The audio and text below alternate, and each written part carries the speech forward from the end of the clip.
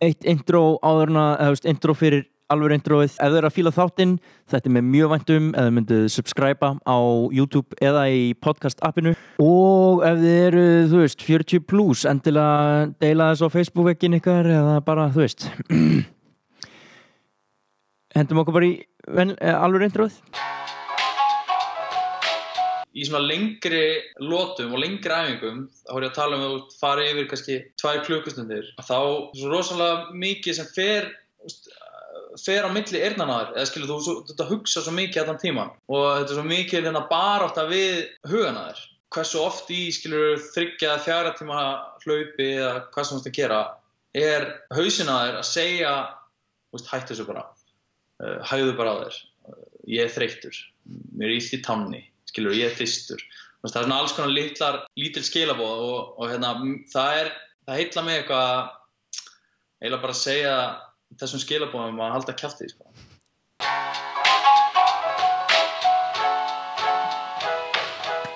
Hvort sem ykkur líka betur eða verð, þá er hlaupasumarið hafið.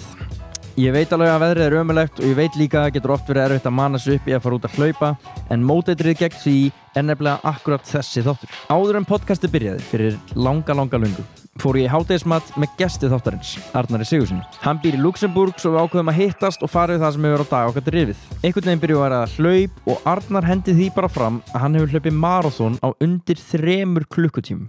Hann segir mér söguna af því hvernig það kom til og ég fekk svo mikla gusu af inspíreringu yfir mig að afleiðingarnar urðu hræðilegar. Meir það hér á eftir. Út frá þessu spjalli við Arnar fekk ég mikinn áhuga á hlaupum og í takt við mikla forvitni og podcastpælingarnar mínar ákvað ég að búa til einn massívan hlaupaþátt þar sem öllum spurningunum mínum hlaup væri svarað. Ég tók viðtal við 3 einstaklinga og áttaði mig á því að það hægara sagt en gert að sjóða þessi viðtöl saman í eitt þátt. Ég hlustaði á öll viðtölin 2 svar í gegn. Ef ykkur finnst mikið á okkur lagt að hlusta á 2 tíma podcast muni þá að ég hlustaði á hana þátt 2 svar. Og var viðstaddur þegar viðtalið var tekið. Og komst að þeirri ákvörðun að hver þáttur innihélt svo ótrúlega ólíkan fróðleik og svo magnaða sögur að ég vildi gefa út 3 mismunandi þætti. Ef þú hefur takmarkaðan áhuga á hlaupum, þá get ég lofaði því að þessi innsýn inn í járnhausinn á Arnari Sigurðssyni mun hrista vel upp í þínu sjónarhorni af þær áskoranir sem þú ert að fást við í lífinu. Abdi er algjört topp eintaka manni, hann býr út í Luxemburg með konu sinni og 2 börnum, hann er lögfræðimenntaður maðurinn og tekur á sig að hækka standardinn á hvað við höldum að við getum gert fyrir okkur hinn. Hann dettaði 200 kíló sama ár og hann hljóp maraþon undir 3 klukkutímum og svo tapaði hann einu sinni veðmáli og hljóp maraþon á hlaupabraut í Kaplakrika. Það var eina skipti sem ég nokkuð tíma kom í Fjarðarpóstinum. Það var þegar ég hljóp 105,5 hring á Kaplakrikbrautinni. Við förum yfir þetta allt saman og meira í 2 klukkutíma spjalli sem byrjar á góðum sögum og endar svo á góðum ráðum fyrir hlaupara. En svo skemmtilega vill til að þú ætlar að reyma á þig hlaupaskóna í sumar.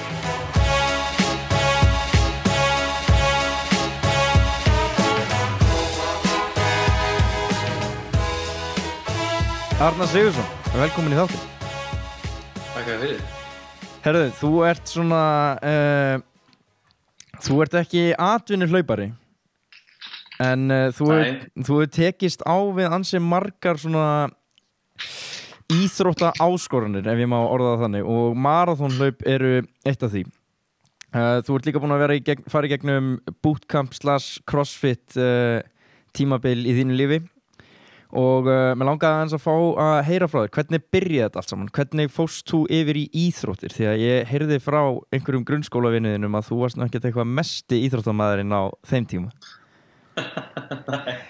Einhverjum grunnskólavinniðum, vel gert. Þetta er góð spurning. Sko, alveg rétt, sem krakki og úlingur var ég ekkert. Það var ekkert að horfa á mig og segja strax þessi mun afreka eitthvað í íþróttum sko. Það var alveg nokkur aukakíló. En síðan bara ætli ég ekki verið svona 18 ára eitthvað svoleiðis þá fór ég að hreyfa mig og það byrjaði mjög eða skilur, það var svona ekta. Ég vissi ekki eiginlega neitt, maður var bara svona klassíski íslenski úlingur, skilur, maður búin að vera í fótbolta og svona aðalega og svo öðrum íþróttum og maður samt vissi ekkert einhverja næringu og hreyfingu og eitthvað og ég bjó í Bandaríkjunum á þessum tíma og eina sem ég datt í hug var að fara í Walmart og kaupa með sippuband og að liggu við hettupeysu líka sko og svo kvöldin, þá fór ég með sippubandið út þegar það var orðið dimmt fór að sippa, hljóp, eitt ring, svona voru Rocky style, sko. Og svo bara sleppti ég að éta allt sem að ég vissi að var óhollt, sko. Og ég var orðinn, já, ég var svona góð, ég var svona 96 kíló og 1,77, það bóði ekki gott, sko. Það ætla ég að gera svona 17 ára þá, já, 17 ára. Svo bara tek ég af mér einhver 15 kíló, bara með þessum hætti, sko, liggur við. Já, ok. Aðalega mataræði. Og svona til að gera langa sögu stutta, þá byrjaði ég bootcamp síðan í kjölfarið þegar ég flutti heim til Íslands.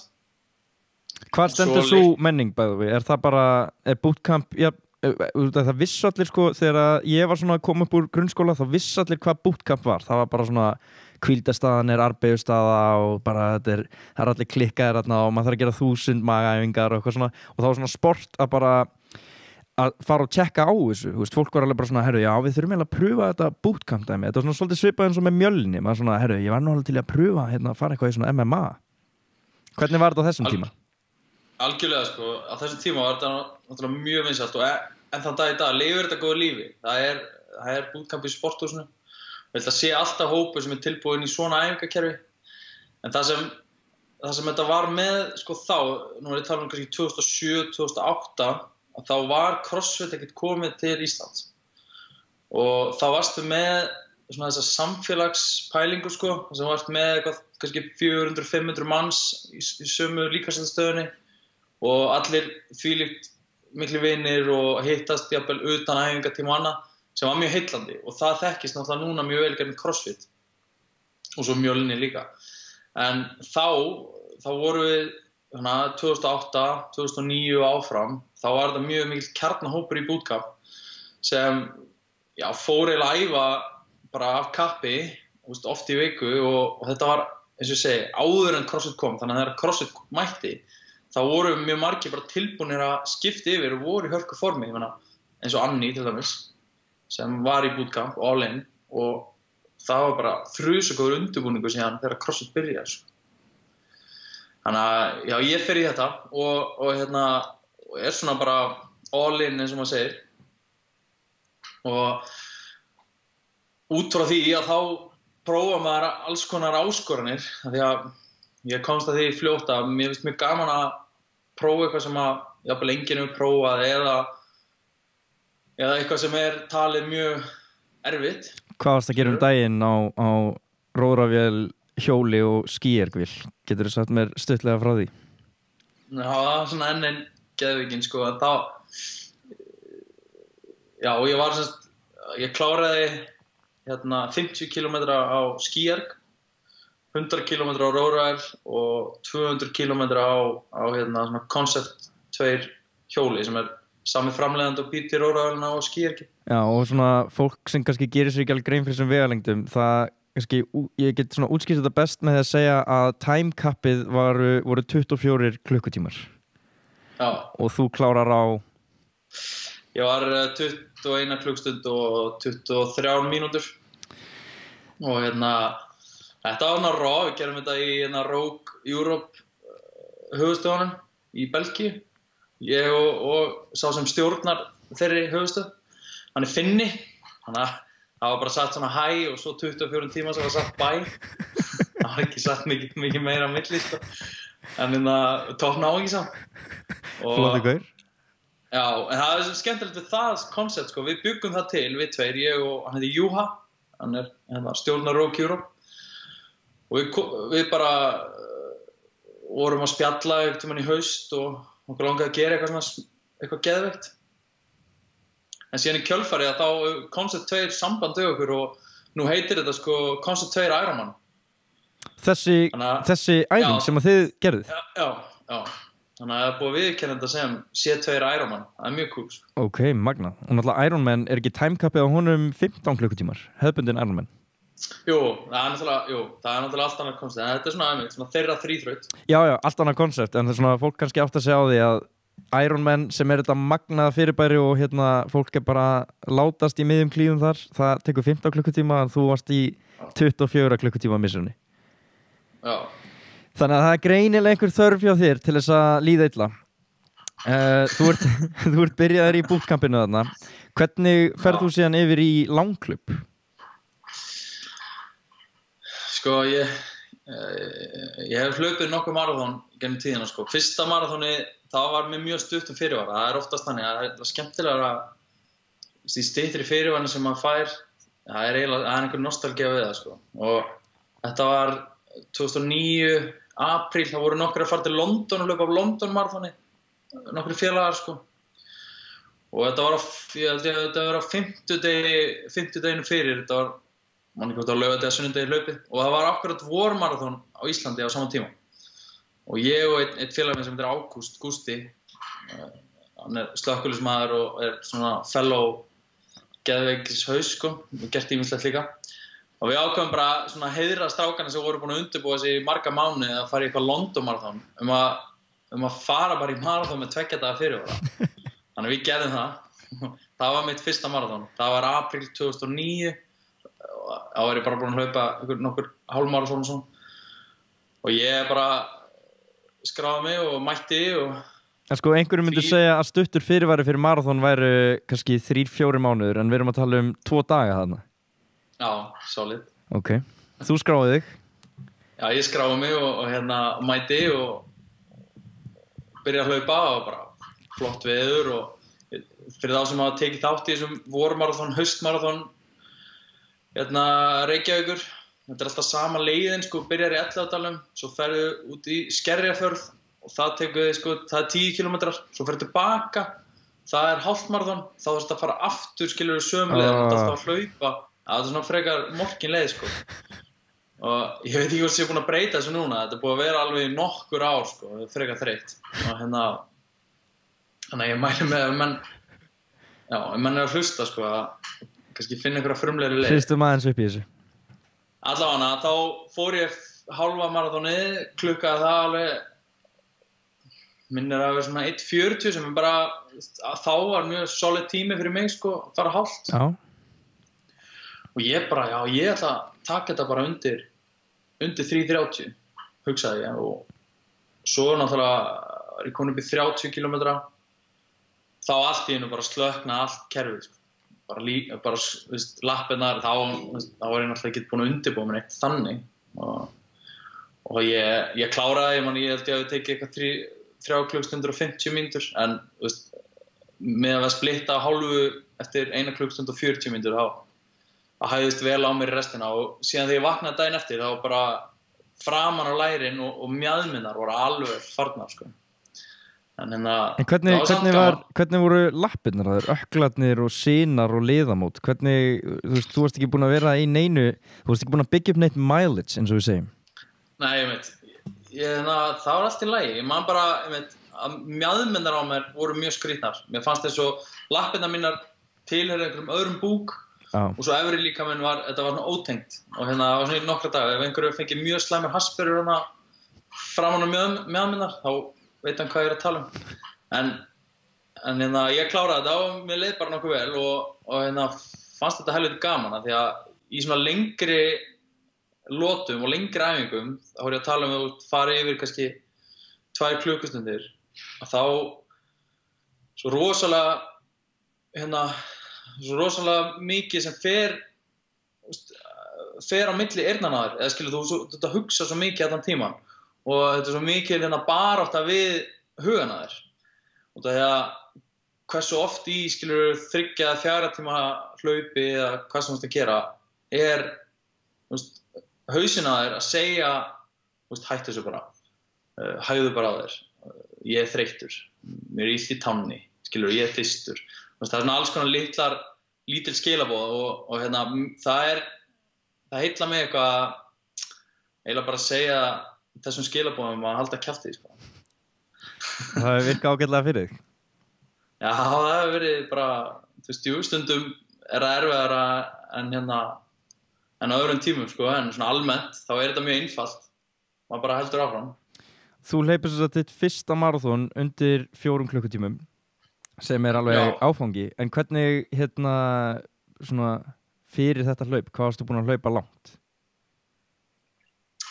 Já, ég farið og lengsta sem ég farið var hálf marathon sko. Já, 21. Þannig að þú ferð úr því að hafa hlaupið lengst hálfmarathon og skráið í marathon með 2 daga fyrirvara. Já, og þetta var hálfmaraþon sem ég hljóp var bara svona Reykjavík-maraþon klassískt hérna í ágúst, svona Íslandsbanka.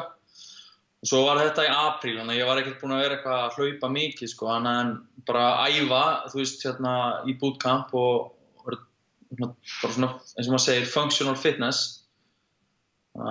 Myndirðu segja þá að, út af að ég held að allar þessar armbeigur og þess áttastöf sé ekki að hjálpa mikið í bootcampinu. Ég held að þú gerir mjög mikið af æfingum og styrtaræfingum sem, sko, vinna örugglega gegn maraþonþjálfun. En auðvitað helling sem að vinnur með eins og bara kórstyrkur og úthald og allt svoleiðis. En ekki bootcampið kannski mest að gefa þér bara hausinn í þetta? Þennan andlega styrk?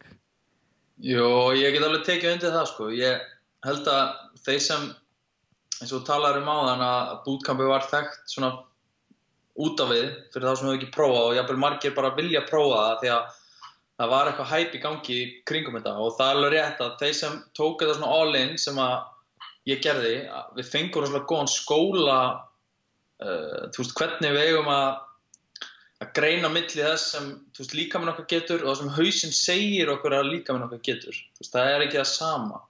Að við getum oftast miklu meira, við getum farið aðeins lengra og almennt erum við góð við okkur. Svona þessi almenni borgari ef hann mætir í hérna á æfingu í crossfit eða bootcamp eða hvað sem það er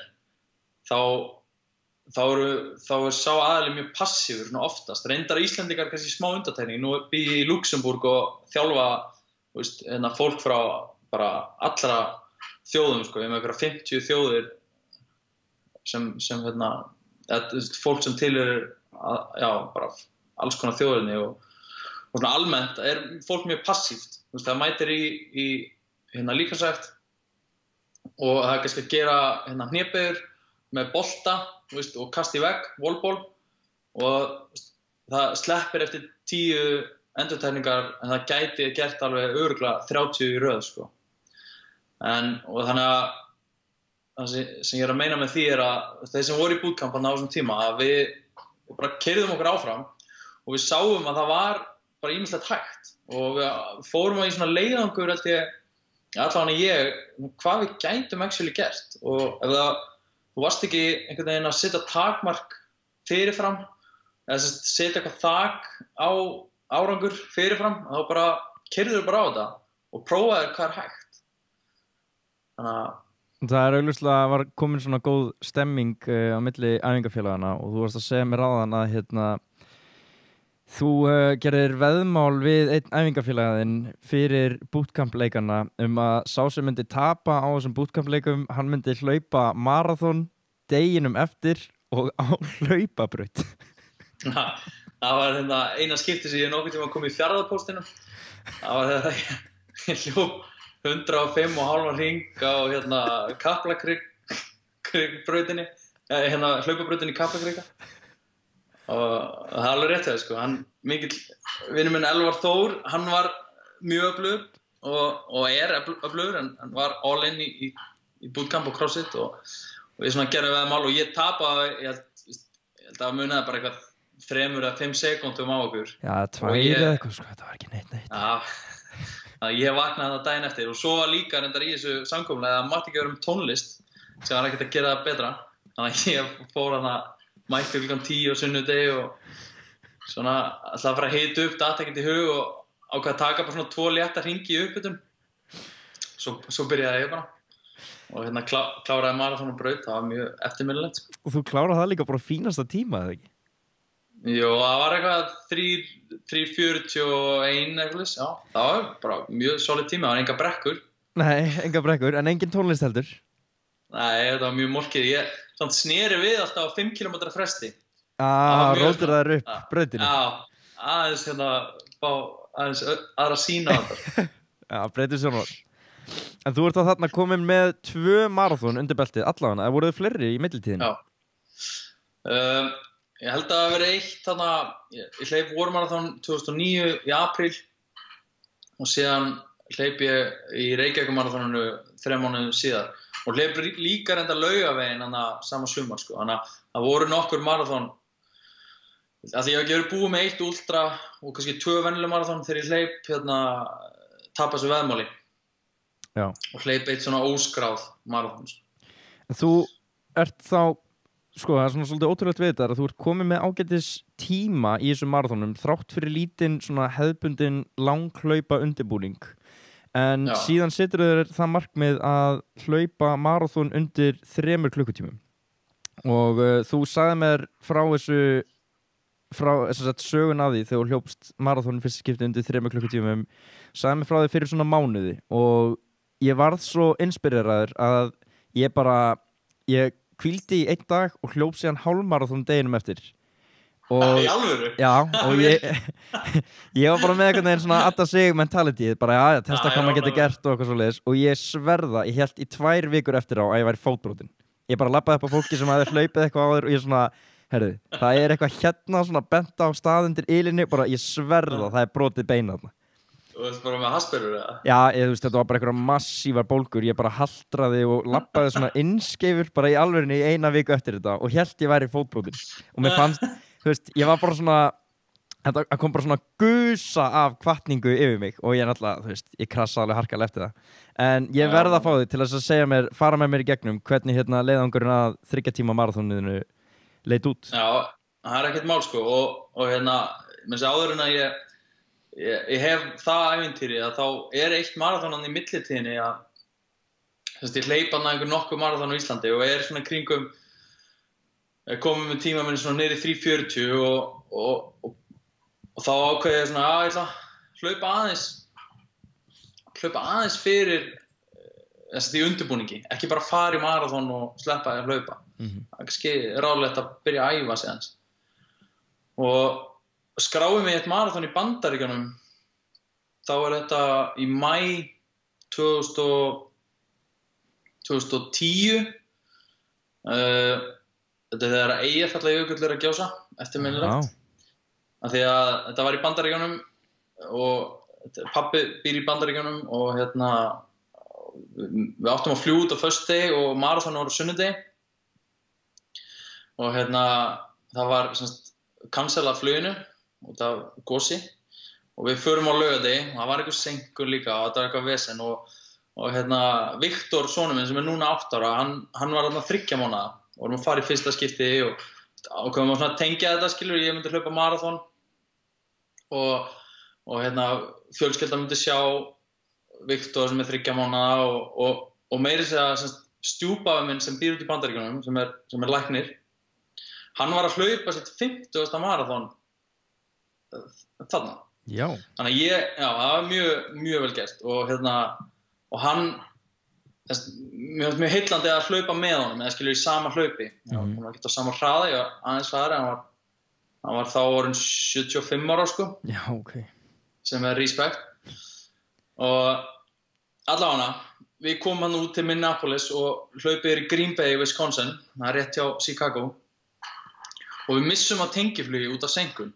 Þannig að við erum skilur ég og Inga, kona minn og Viktor 3 mánaða og standa sig eins og hetja sko og missum að tengiflugi og það er 4 tíma keyrsla á hérna til pappa og klukkan er núna 10 á laugardagskvöldi og það er ræst út klukkan 7 á sunnudagsmorgni og ekkert flug, þannig að það eru 4 tímar að keyra.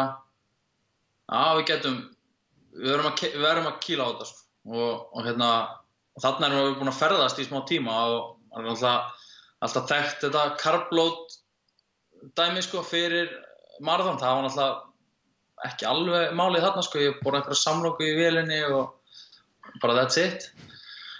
Við bara við leigjum bara bíl, þetta er ekkert mál, leigjum bíl, keyrum til pappa og hérna, ég nægi einhverju nokkra tíma svefn og ekkert vesen. Þá hérna vorum við náttúrulega auðvitað ekki með kreditkort og það er oft vesen þegar maður ætlar að leigja bíl.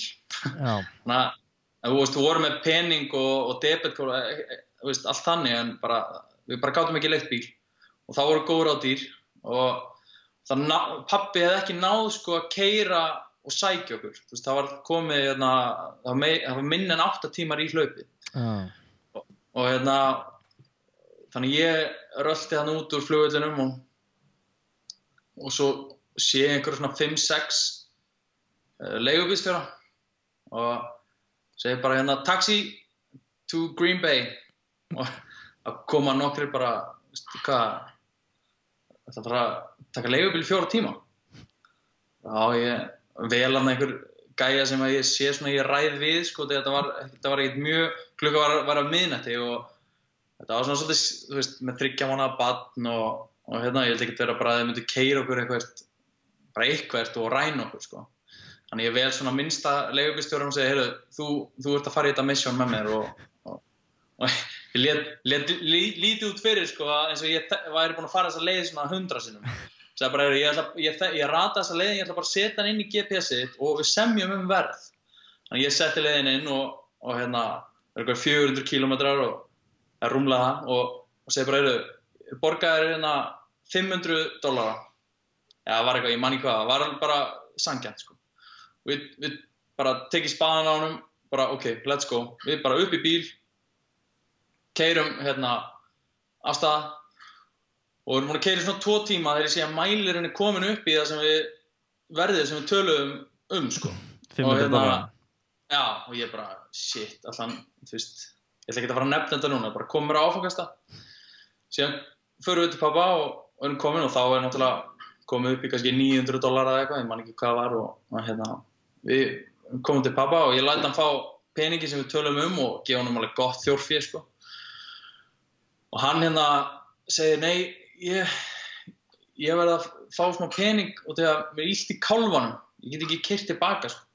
Þetta var mjög sérstakt og ekki það að ég ætla að vera eitthvað, þú veist, hann var ekki frá Bandaríkjunum, sko, hann var greinilega búinn að vera, hann var að lifa í einhverju fátækt, sko, og þetta var skrítnasta scenaríu sem ég lenti í, þetta var semst á innkeyslunni á pappa og pappi var svona að horfa á okkur og Inga, kona mín og Viktor, sonur minn voru þarna og hann sest svona á innkeysluna, þú veist, með svona krosslaða lappir og að biðja sko, pening. Já. Og ég er að hugsa bara, ok, klukkan 3:30 nóttina, ég búinn að ferðast sko í mjög langa tíma með 3 mánaða barn, ég að fara að hlaupa maraþon eftir 3 tíma og þessi gæi að kvart undan einhverjum verk í kálfanum, sko. Allavega, hérna, það leystist bara ekkert vesen og hérna, ég sá hann bara drífa sig heim og nota hinn kálfan og ég svaf í einhverja 2 tíma og hérna hljóp maraþon. Þá hljóp ég á 3:26. Já, ok, og komin undir 3:30 þannig. Já, og þetta var svona löng saga, kannski, en þá ég komin undir svona 3:30 og vissi ég ætti aðeins inni, þá ákvað ég bara, ég ætla að stefna undir 3. Ok.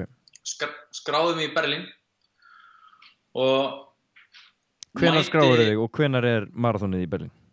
Já, ég skráði mig sko veturinn 2010 og hérna með Bigga félaga mínum sem hérna í bootcamp og við stefnum bara Berlín og ég ætla undir 3 tímum. Það var alveg nokkuð metnaðarsamt svona miðað við þótt að ég var búinn að ná ágætis tíma, þá erfitt að fara undir 3 tímum og þeir sem hafa reynt og hafa kannski gert það vita að það skafa kannski 5 mínútur í maraþoni rosalega mikið. Og hérna, þannig ég skráði með það veturinn 2010 og byrja að æfa fyrir maraþoni svona óbeint janúar 2011. En ég hafði aldrei hugsað mér að fara bara að einblína mér á að vera einhver maraþonhlaupari, sko. Ég vildi alltaf halda áfram að lyfta og halda áfram að æfa bara venjulega, en bara smá meiri fókus á hlaup. Þannig að ég man alltaf eftir, ég mætti hann einhvern tímann í janúar eftir að tók vanlega svona nokkuð góða desembertörn, bæði jólapróf og jólin sjálf, sko, þannig að maður rúllaði oft inn í janúar, sko. Alveg svona rúmlega 5 kílóum þyngri en maður var í nóvember, sko. Og hérna, ég rúllaði hann inn á æfingu FH, svona 85-6 kíló eða eitthvað. Og Steinn, hérna, Jóhanns, sem margir þekkja, sem í FH, var í þríþraut og annað, átti Íslandsmet í Ironman. Hann var þjálfari og spurði hann, hvað ert þú að gera hér? Þetta var svona opinn hlaupahópur, sko. Og hérna, ég sagði bara, ég er bara mættur, ég að fara að hlaupa hérna Berlínarmaraþoni í september. Já, ok, og hvað, með einhver markmið á allar hlaup undir 3? Hann bara fór að hlæja, sko. og ég hann trúði ég ekki. Þá var búið að kveikja í mínu manni. Já, það var svona eftir að hyggja, það var mjög gaman, það er alltaf gaman að fá einhvern svona sem trúir ekki á eitthvað verkefni sem þetta bara að gera, sko. Og hann var svona einn af þeim, sko, hann var svona, sem ég notaði svolítið og mér fannst mjög gaman að skópla því aftur í hann, sko, þegar hann náðist. Og hann viðurkenndi það alveg síðan eftir á. Að þú veist, hann hefði ekki trúað þessu verkefni í byrjun, sko. Hláturinn var einlægur þegar hann hló þarna framan í þig. Já, og síðan held ég bara áfram að æfa og er að æfa, þú veist, er líka að lyfta og er að hlaupa, kannski meðaltali 1-2 í viku, en alltaf í undirbúninum og núna ennþá þann dag í dag, þá hef ég alltaf einbeitt mér á að æfingarnar séu hámarst gæði í æfingunum og ég geti lagt mig alveg 100% fram. Þetta er náttúrulega sumar æfingar sem ákefðin aðeins minni og annað, en svona almennt að þá keyri á æfingar og reyna að hafa gæðin, ég sé ekki bara að klukka einhver kílómetra bara að því bara. Og margir, þú veist, sem hafa sagt í maraþonhlaupum, já, þú veist, að bara þú ferð út að hlaupa, það er eins og að setja legginn á bankabókina þína, sko. Og þú setur bara klukka kílómetra í reynslubankan og þú setur bara komið núna bara með, þú veist, peninginn á bankabók, skilur við. Þú veist, bara stækka hann, þú veist, ég trúi því ekki alveg. Og þú veist, ef við ætlum að taka þessa samlíkingu, sko, þá vil ég frekar meina að þetta sé ákveðin fjárfesting og sumar fjárfestingar eru bara betur en aðrar. Og þú veist, þannig að ég í undirbúninni fyrir maraþonhlaupið þá hljóp ég mjög mikið svo kallar interval, lotu æfingar, þar sem að ég tók kannski kílómetr, 2 kílómetra, 400 metra, alls konar og hvíldi síðan á milli og svo endurtók ég það til að heildaræfingin var kannski í kringu 8 kílómetra og svo náttúrulega með uppbytun og niðurskokki þá var það kannski komið yfir 10 kílómetra. Lengdin var ekkert gífurleg.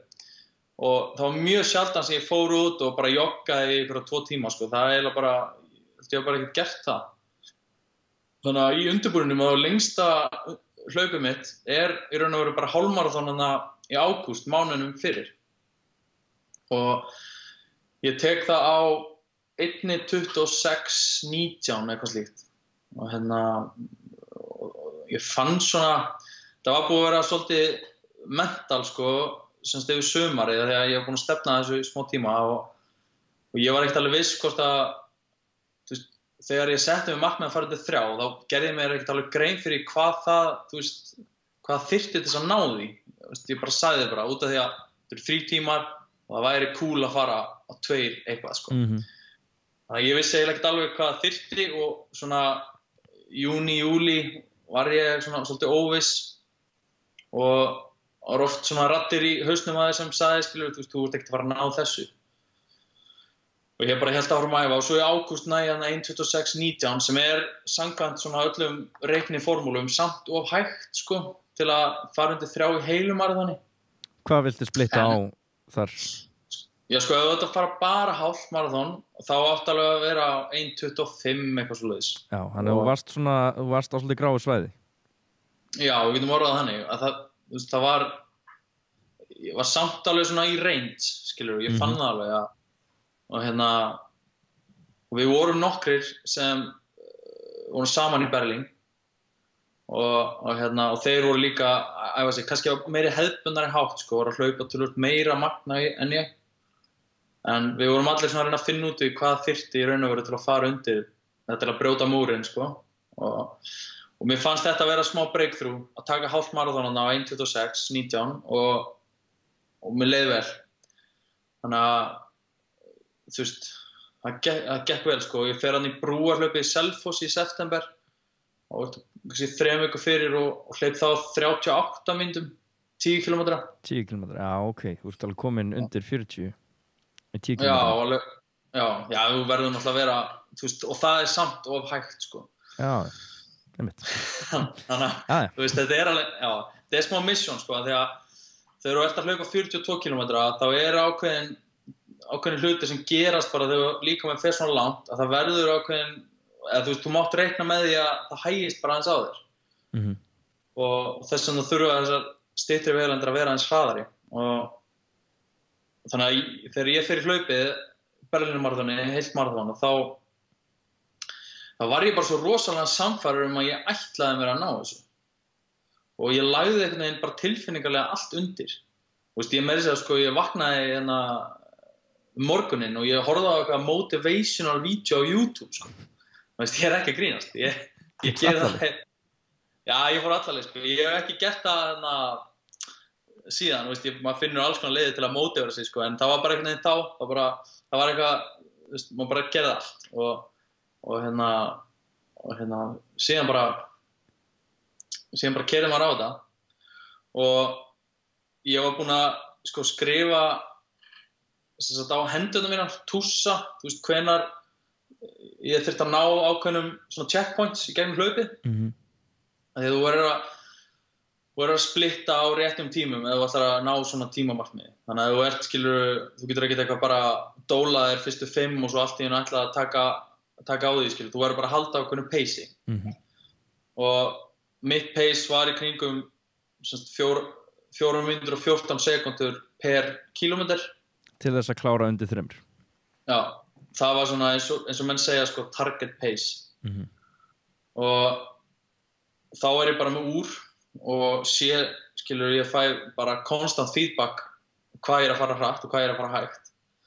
Og ég síðan búinn að tússa á mig á vinstri handlegginn 5 kilometrar á 20 mínútum og 40 sekúndum og eitthvað svona og 10 og áfram og síðan á hægri var ég búinn að tússa á mig hvenær ég ætla að taka orkugilin og við erum ræstir á stað og erum 3 semst ég og félagi minn Kitty og Pétur og við ætlum allir undir 3 og vorum svona saman í þessu svolítið og þeir sem hafa hlaupið Berlínarmaraþon vita náttúrulega að það er fullt af liði þarna og það getur verið svolítið erfitt að ná að geta hraða í byrjun. Þannig að fyrstu 5 kilometrana hægðist svolítið á okkur, miðað við target pace. Þannig að í staðinn fyrir að splitta á 20 mínútum og 40 sekúndum að þá kannski voru að tapa 30 sekúndum bara á fyrstu 5 kilometrum. Það hljómar ekkert rosalega mikið en þú ert að fara að hlaupa einhverju 3 tíma að missa 30 sekúndur. En það er gífurlega mikið sko, fyrir hlaupara sem að vinna upp 30 sekúndna loss er mjög erfitt. Þú þarft að skila, þú þarft að fara hraðar því lengra sem líður á hlaupið. Já, nákvæmlega, sem er ekki gott. Og það er líka mjög freistandi að ætla bara að vinna upp þann tíma strax. Til dæmis Kitty, hann getur svona graður sko, hann bara áverum að kýlum bara át og náum þessu upp. Það var svona meira, kannski viti að reyna að ná þessu upp, eftir á svona 10 kilometra vegalengd sko. Það verður ekki að ná þessu upp og bara á 0-1 heldur taka kannski 10-15 kilometra og ná upp tíma sem við töpum. Allavega við höldum bara áfram að hlaupa og erum allir 3 bara nokkuð góðir og síðan splittum við á hálfa maraþoninu á 1:29:47 minnum við sko. Og ég man bara, ég hugsaði, vel gert. Þú er búinn að vinna þar inn 13 sekúndur. Ég var 1 klukkustund, 29 mínútur og 47 sekúndur með fyrsta helmingin og markmiðið mitt var að fara undir 3 tíma sko. Og ég bara eitthvað, ok, vel gert. Og þá var mjög freistandi að vera lítill í sér sko. Og hugsa bara, ok, það er ekki fræðilegur að hægist ekki á þér meir en 13 sekúndur eftir að búin að hlaupa hálft maraþon sko. En og mér finnst það að hjálpa gífurlega mikið sko, síðan seinni tíð að bara fókusa svolítið á mómentið og það er oft sem að maður fer í dettur í þá gildru sko, að hugsa hlutin endilega sko, þarna hefði ég getað hugsað bara, ok, ég er ekki að fara að geta haldið þessi 21 kílómetri viðbúð, það er 1,5 tími og bara hugsa svolítið fram í tíman í staðan fyrir að fókusa bara, ég er að taka þetta skref núna og ég er að taka þennan andardrátt núna og ég get alveg haldið þessu akkurat núna. Einfalda þetta svolítið bara í staðan fyrir að vera alltaf að búast við einhverju fram í tíman sko.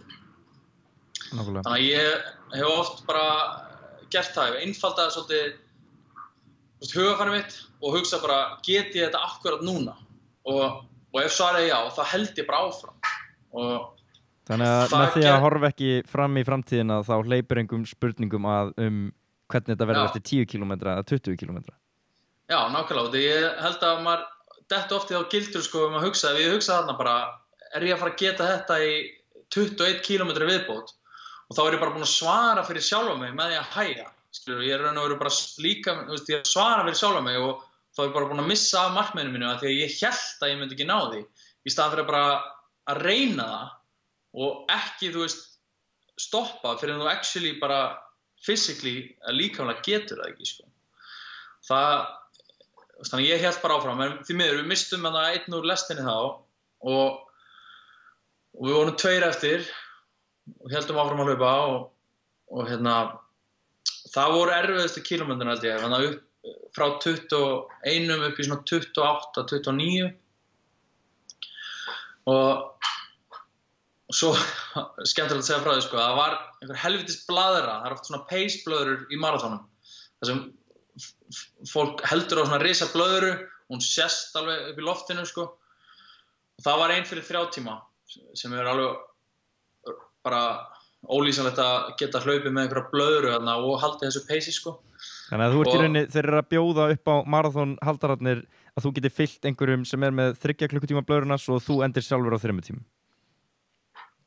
Nákvæmlega og það sem var pirrandi við þessa helvítis blöðru, hún var alltaf á undan mér og hún var alltaf svona vel á undan mér þannig að ég var aðeins á eftir á og það var samt svo langt í hana og ég var alltaf að hugsa og hún er að fara alltaf hratt skilur og þannig að ég held áfram að streiða eftir þessari blöðru og svo í kringu 28 þá hægist það að kitta og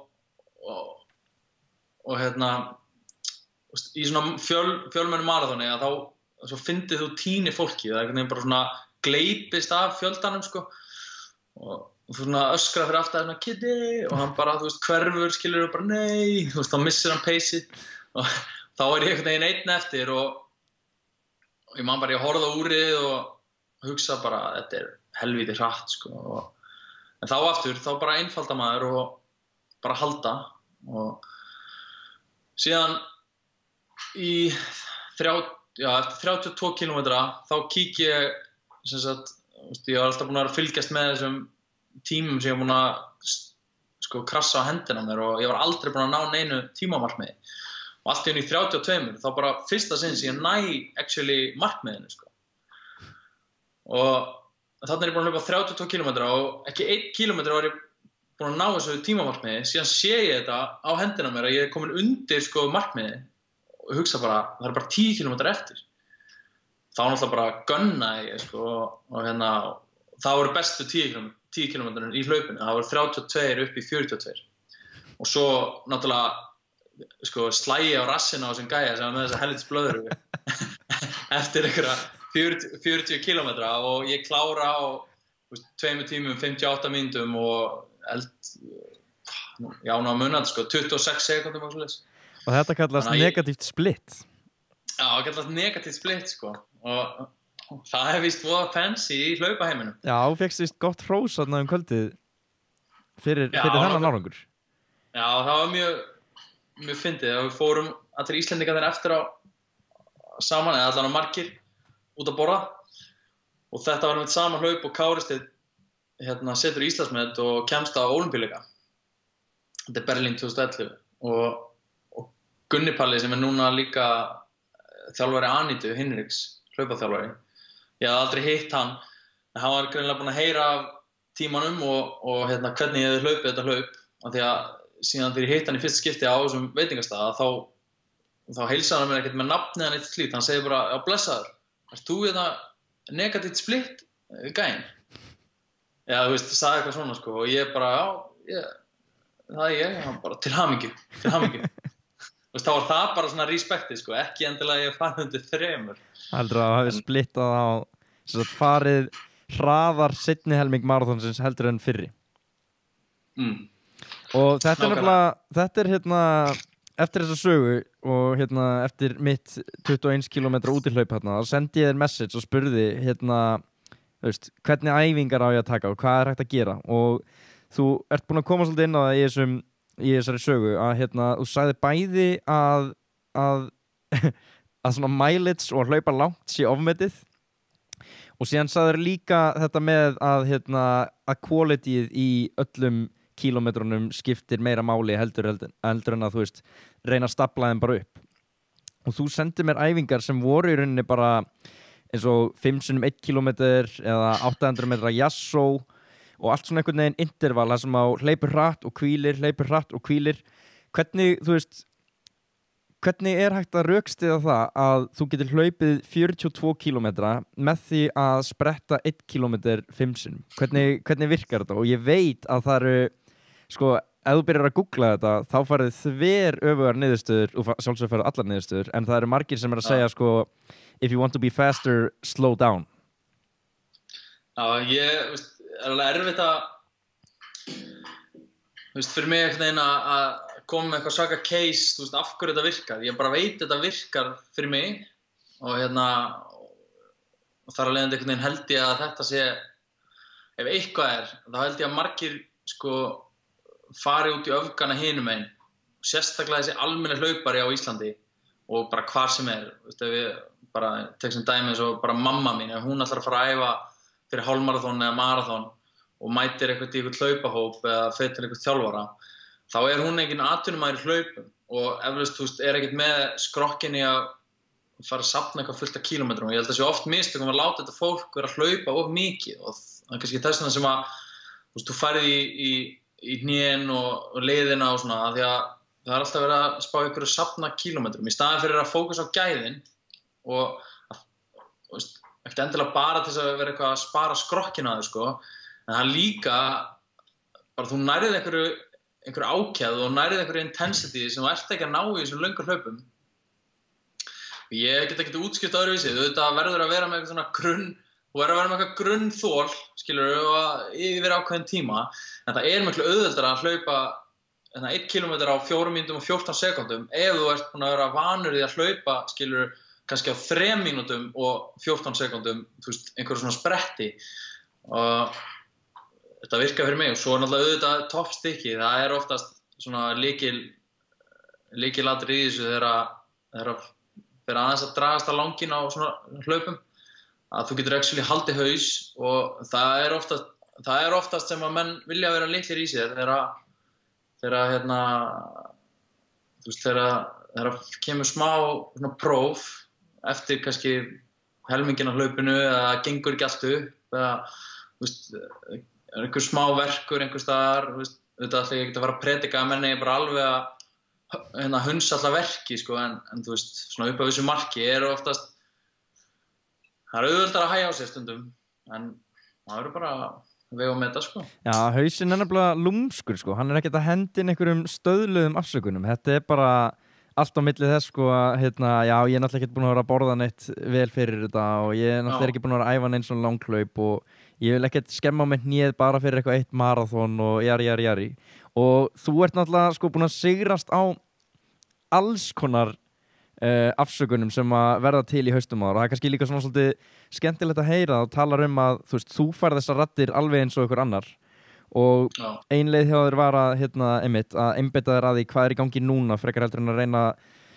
predikta eitthvað sem að gæti gerst á eftir en síðan talar líka að í þessu hlaupi þú varst að segja mér þessa sögu fyrst af 3 tímunum að ég var að spyrja þig bara hvað þegar maður að fara svona, mann líður svo innilega illa ekki bara, hvernig teklar við það að bara vilja hætta og þú varst að tala að það var bara ekkert option að hætta, það var bara annarkvort held ég áfram eða það líður yfir mig og bara það var ekki inn í myndinni að hætta, það var ekki option og þá getur maður ekki hugsað út í þetta Algjörlega ég geri þetta mjög oft þegar það eitthvað kannski ekki mjög oft en þegar það eitthvað mjög erfitt og ég að takast á eitthvað verkefni sem mér annt og mér langar að ná og sérstaklega eins og í Berlín að þá það var bara ekki möguleiki að ég myndi ákveða að hægja á mér það þyrfti að vera einhver ytri aðstæður eða bara líkaminn stoppaði mig og það var svolítið svona mitt hugafar þannig að ég hugsaði bara, ok, ég held þessu bara áfram. Ég hunsa bara allt sem segir mér ekki að gera það. Og ef að, þú veist, ég hægja mér, þá þarf bara að líða yfir mig. Og ég meina, auðvitað náttúrulega margir sem gagnrýna þetta, sko, en veist, þetta leiðin sem að ég hef kosið að fara. Og það hefur kannski bara, þú veist, reynst mér ágætlega. Og þetta alveg svona tengingu við þetta að þú veist, allt tekur enda. Þú getur líka oft það, sko, að þú veist, þú ert þarna, markmiðið mitt að hlaupa á 3 tímum og ef ég held því, þá er þetta bara búið til 3 tíma. Þannig að í raun og veru það skiptir ekkert máli hvað mér líður illa, þú veist, það tekur enda. Þannig að það hjálpa mér líka og þetta hugafari mitt með að annarkvort líður yfir mig eða þú veist, eða ég held bara áfram. Það hefur hjálpað mér gífulega mikið, sko, líka í crossfitinu. Það oft sem að mann líður ekkert alltaf vel í einhverjum æfingum þar, sko. Þá heldur maður bara áfram. Og það hefur allavega enn sem komið enn þann dag í dag, það hefur ekki liðið yfir mig í æfingu, Þannig þú heldur bara áfram? Ég held bara áfram. Sama ár og þú hleypur þetta marathon undir 3 tímum, þá deadliftað þú 200 kíló. Stemmir það? Já, það stemmir, sko. Og það alveg rétt. Og mér fannst það líka mjög svona áhugavert að sjá hvað ég gæti sem sagt haldi styrk og verið ekki þessi típiski, þú veist, marathon hlaupar endilega. Ég var náttúrulega töluvert þyngri en þeir sem voru að hlaupa með mér þarna í Berlín, sko, ekki bara Íslendingar sem voru að hlaupa með mér, þetta er líka bara þeir sem voru á sama hraða og ég. Og mér fyndi að því að svona fara undir 3 tíma er nokkuð svona metnaðarsamur tími. Þetta er ekki þeir sem eru sko atvinnumenn í hlaupum, alls ekki, en þetta er samt, þú veist, þetta er svona metnaðarsamur tími og menn eru búin að leggja mikla vinnu í hann á þessum tíma. Þannig að þegar ég var að hlaupa Berlín og þá vorum alltaf að drykkjastöðarnar komu og vorum að fá okkur vatn, þá voru menn mjög aggressífir, sko, og það eiginlega kom mér á óvart. Og svo áttaði með því, ég væri svona 10 kílóum þyngri en þeir allir. Þannig að ég þurfti ekki svona 1-2 drykkjastöðar bara til að átta með að ég geti mjög auðveldlega svona verið alfameil á meðal í jafningja, sko. Og það gekk bara nokkuð vel eftir það. En ég hélt áfram að lyfta og ég náði, sko, svona skemmtilegum þyngdum. Ég tók 200 kíló í réttstöðulyftu, eða deadlift, og 130 í backpressu og hljóp undir 3 tímum, semst á sama árunum. Það er nokkuð gott, sko. Það er heldur öflugt. Það er eitt gæi sem heitir Ryan Flaherty, held ég, sem er svona top performance coach og var að, þú veist, þjálfa Serena Williams og hellingaði sem NFL-gæi. Og hann þjálfaði Meb Keflezighi, sem er sigurvegari í Boston Marathoninu 2014, 40 ára gamall. Og hann notaðist við í rauninni, hann, veist, í stuttu viðtali segir hann að það sem skilaði þessum gæja sigrinum í Boston Marathoninu var ein æfing og það er trappar deadlift. Það er svoleiðis. Hann vildi meina að hann beygði upp styrk hjá honum í trappar deadliftinu, og trappar deadlift, fyrir það sem ekki vita, er það sem á svona stendur í rauninni í miðjum hring og tekur þetta upp eins og bóndagöngu. Já, jú, nákvæmlega. Og þannig að stöngin, sko, þyngdin er svona við miðjan fót frekar heldur en að stöngin sé fyrir fram að þig alltaf. Og hann vildi meina með því að byggja upp styrk þarna, þá væru að í rauninni byggja upp meiri spynnu í hverju skrefi og þú væri að taka stærri skref í hverju einasta skrefi. Og þar alveg ertu bara sparaðir metrafjölda. Hann var að tala um að ég geti skafað af mílu af 26 mílum marathoni með því að styrkja íþróttamann eins og hann Meb á þennan hátt. Þannig ég held að, sko, þessi styrkur sem þú varst með, hann hefur klárlega eitthvað hjálpa til við þessi langhlaup. Út af að mín staðalímynd, ef ég myndi segja við einhvern, þú veist, litla bróður minn bara teiknaðu langhlaup bara, þú veist, það var ekki stóri vöðvar á þeirri teikningu. Það er bara svona strik. Það er bara strik. Já, það er alveg rétt, veist, ég hef alveg full að trúa því að svona styrkur, sérstaklega náttúrulega að þú ert komin í einhverja brekkur og svona, og maður sé það að maður fer í svona utanvegarhlaup. Ég var alveg hlaupið nokkur hlaup sem eru með tölvöld, sko, náttúrulega eiginlega engin hækkun í Berlín, En þú veist, ég var að hlaup sem kannski með 3000 metra hækkun. Er það á Laugavegurinn eða svoleiðis? Já, þú veist, hann með hækkun sko, en þetta var annað, þetta var í frönsku Ölpunum. Og þá finnum maður rosa mun á styrknum í löpunum þegar maður að klifra upp og á móti kannski einhverjum sem töluvert léttari og ætti þar leiðandi kannski að eiga auðveldara með að fara upp en það bara ekki með styrkin í löpunum sko. Þannig að ég var kannski góð pæling, ég hef ekki heyrt þetta með deadlifti og þennan hlaupar hana, en þetta alveg gaman að heyra þetta því að þetta náttúrulega líka ákveðin mýta, þú veist, að maður styrktarþjálfun bara skemmi fyrir. Og ég get alveg verið sammála að einhverju leiti að menn sem eru kannski atvinnumenn í langhlaupum vilja ekki vera með mikinn massa í efri búk, en ég held ofta að kjarnastyrkur og sérstaklega lappastyrkur upp af þessu marki sé eitthvað sem að menn, þú veist, kannski þetta bætast núna á seinni árum, en það var allavega þannig að þú veist, menn voru bara ekkert í neinni styrktarþjálfun, þú veist, og ef það var einhver, það var ekki mjög metnaðarsamt, sko. Nei, ég held líka að sé svo mikill munur á, sko, eins og þú segir, styrktarþjálfun rétt orðið yfir þetta, en sko liftingar svolítið annað, út af að þú veist, þú getur farið í svona svolítið bodybuilding-gýrin og verið með high rep og stækka vöðvan, en síðan það eins og þessi Ryan, þjálfari var að tala þú veist, hann lét á taka deadlift, vorum að tala kannski 4x3 eða max 4x6 og hann lyftir upp stönginni og droppar hann alltaf niður. Hann lét á aldrei fylgja hann eftir. Hann var bara að reyna að gera vöðvan eins sterkan og lítinn og mögulega hægt var. Út af að það bara meira vesen fyrir þig að dröslast með auka þyngd í gegnum 42 kilometra og allir vöðvarnir þurfa meira súrefni.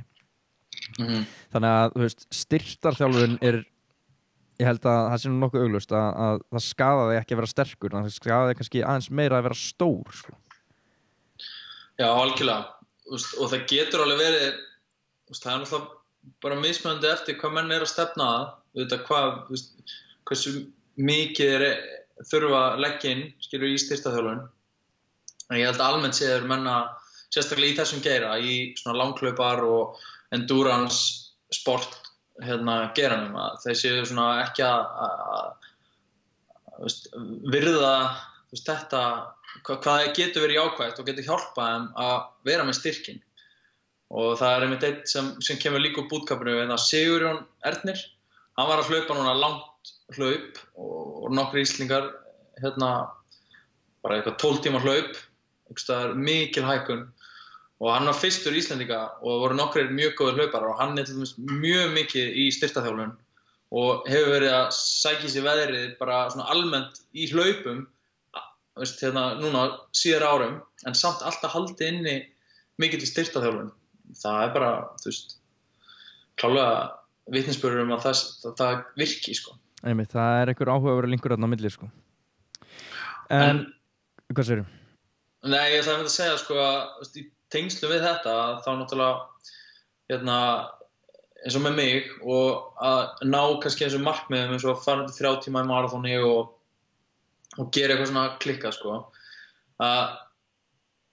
Sérstaklega þegar ég byrjaði í bootcamp og byrjaði í CrossFit og svona fyrst þegar maður að tækla eitthvað, svona fyrstu svona mánuð og ár, þá oft þessi óbilandi trú og margir sem tengja þarna, sko, að þú trúir öllu að þú getur allt, skilur, og þegar þú ert ekki einhvern veginn með reynsluna á hvað þú getur ekki.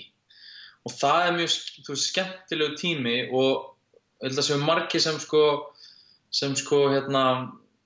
eru búin að gleyma því og einhvern veginn eru komið með svona ómikla reynslu að þeir vita hvað þeir geta og þykjast vita hvað þeir geta ekki. Og þetta líka í CrossFitinu, sko. Þú veist, þú eru oft kannski heyrt fólk sem að byrja og það alveg bara drepur sig á hverju einu æfingu, það ekkert pace. Síðan læri það inn á CrossFit og fer að pacea sig, skilur, fer að vera með, segjum þú ert að gera 5 umferðir að einhverju, að fyrsta umferðin sé ekki bara alveg hröðust og svo ertu bara dauður, sko. Og þá fer það allt í að pacea sig, sem alveg frábært, svona í raun og veru, að það fara svona að þekkja líkamann. En það sem gerist líka að það hættir að fara á þennan dimma stað í hausnum og það hættir að fara út fyrir þröskuldin og það þykist vita hvar þröskuldin skilur. Þannig að núna það svo er svo mikið reynsla í þeim, þau veit nákvæmlega hvað lína þeirra þannig að þau fara ekki yfir línuna. Það tengja við mig. Algjörlega. Þannig að ég held að það sé oft synd þegar menn einhvern veginn búin að vera í þessu í smá tíma og bæði í hlaupum og crossfiti og svona, að það sé bara búið að ákveða sín eigin takmark, skilurðu, þú veist, eigin línu. Þannig að það er bara búið til vegg fyrir sjálfa sig og það er bara búið að ákveða, já, ég kemst ekkert svona hratt í þessari æfingu. Þú veist, ég veit alveg, ég get ekki 10 endurtekningar með og 80 kilo, whatever. En þú veist, ekki að segja ég sé eitthvað fullkomin í þessu, en ég allavega, sko, og sérstaklega núna, þú veist, síðustu misseri, ef maður svolítið verið að spotta þetta á sjálfan sig, ég er að sjá bara aðstæður sem ég er oft kannski búin að ákveða og já, ég get þetta ekkert. Þá hugsa ég bara, heyrðu, þetta er bara ekkert rétt. Og eina leiðin til að athuga það bara að prófa. Skilu, og það er svona svolítið mitt motto núna, þú veist, you don't know if you don't try.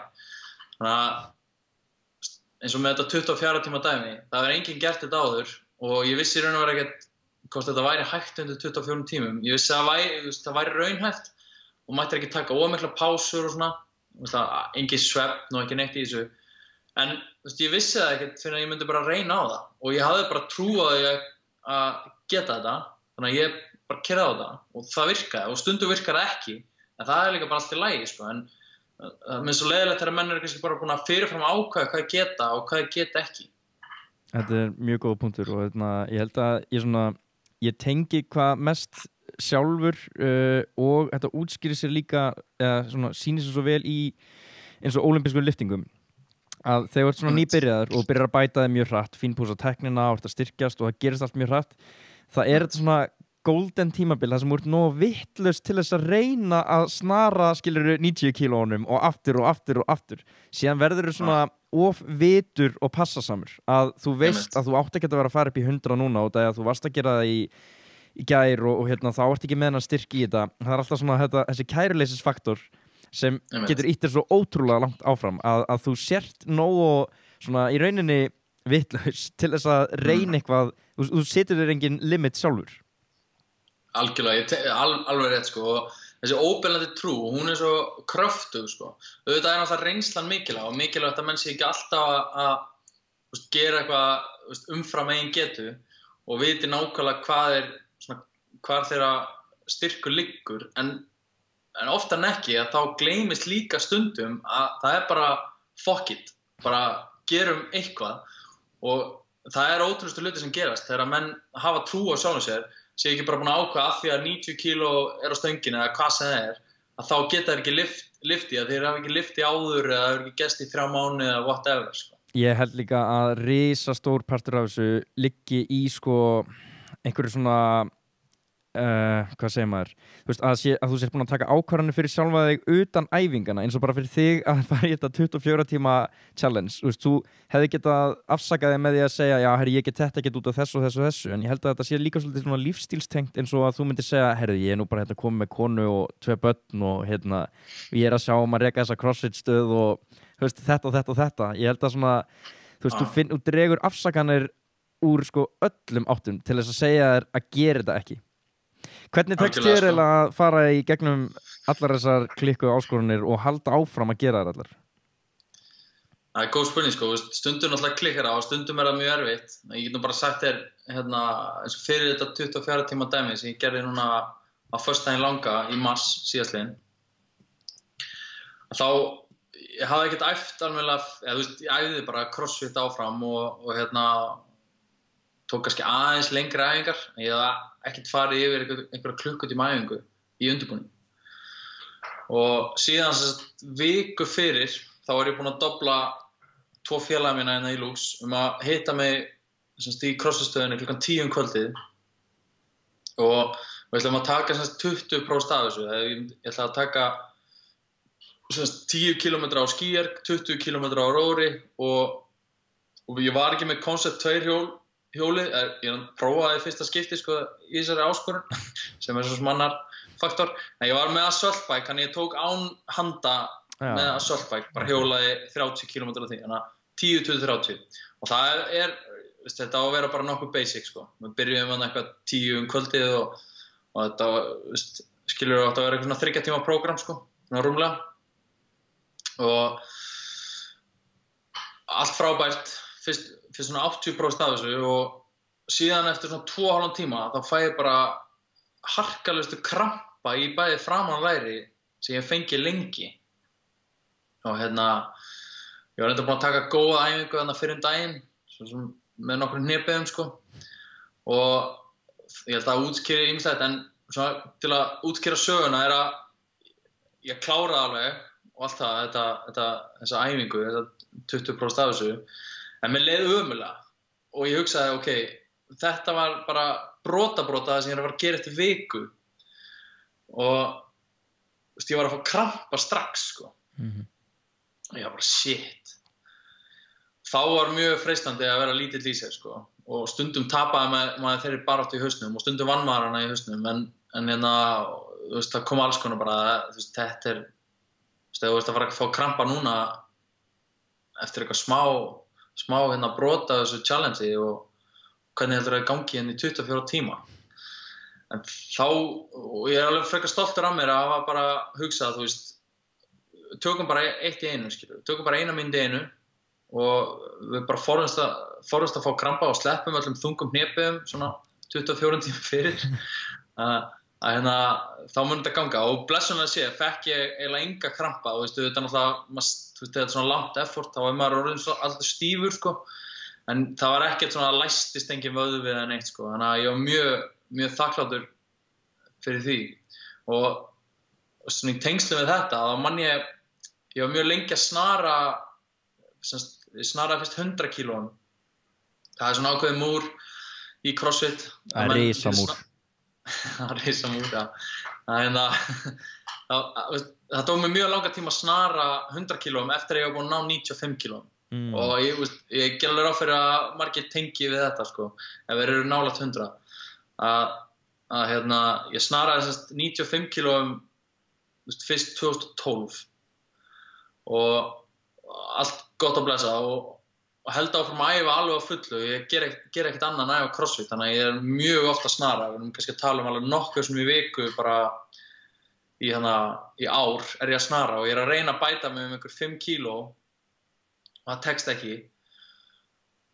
Og síðan, það er ekki fyrir en 2014, já, 2014 þá í bara 2 árum síðar þá vorum við að æfa saman, þá voru ég að fara í þá voru ég að æfa fyrir Evrópuleikana, þá voru ég að keppa í einstaklingskeppni og vorum að taka eina æfingu og ég, Björgvin Karl, Jakob, Kobbi og Fredrik og svona nokkrar kanónur, sko, og þeir náttúrulega allir búin að snara 100, ekki alveg í sömu tölum og eru núna í dag, sko, en eru samt, þannig við vorum að hita upp og vorum að taka snats og vorum allir á sömu stöng og ég hef alveg æft með þeim áður, sko, þetta var ekki eitthvað eina æfingi sem ég æfði með einhverjum góðum, en þetta var bara ákveðið moment að við vorum á sömu stöng og vorum að snara og við setjum 40 kíló og 60 kíló og 80 kíló, ekkert vesen og allir og 90 kíló og svo er bara sett 100 á stöngina og þeir snaraði, þannig að ég ætla bara að snara sig og ég snara 100 og ég segi þeim ekki einu svona að ég sé að pjera, sko, í fyrsta sinn í 2 ár,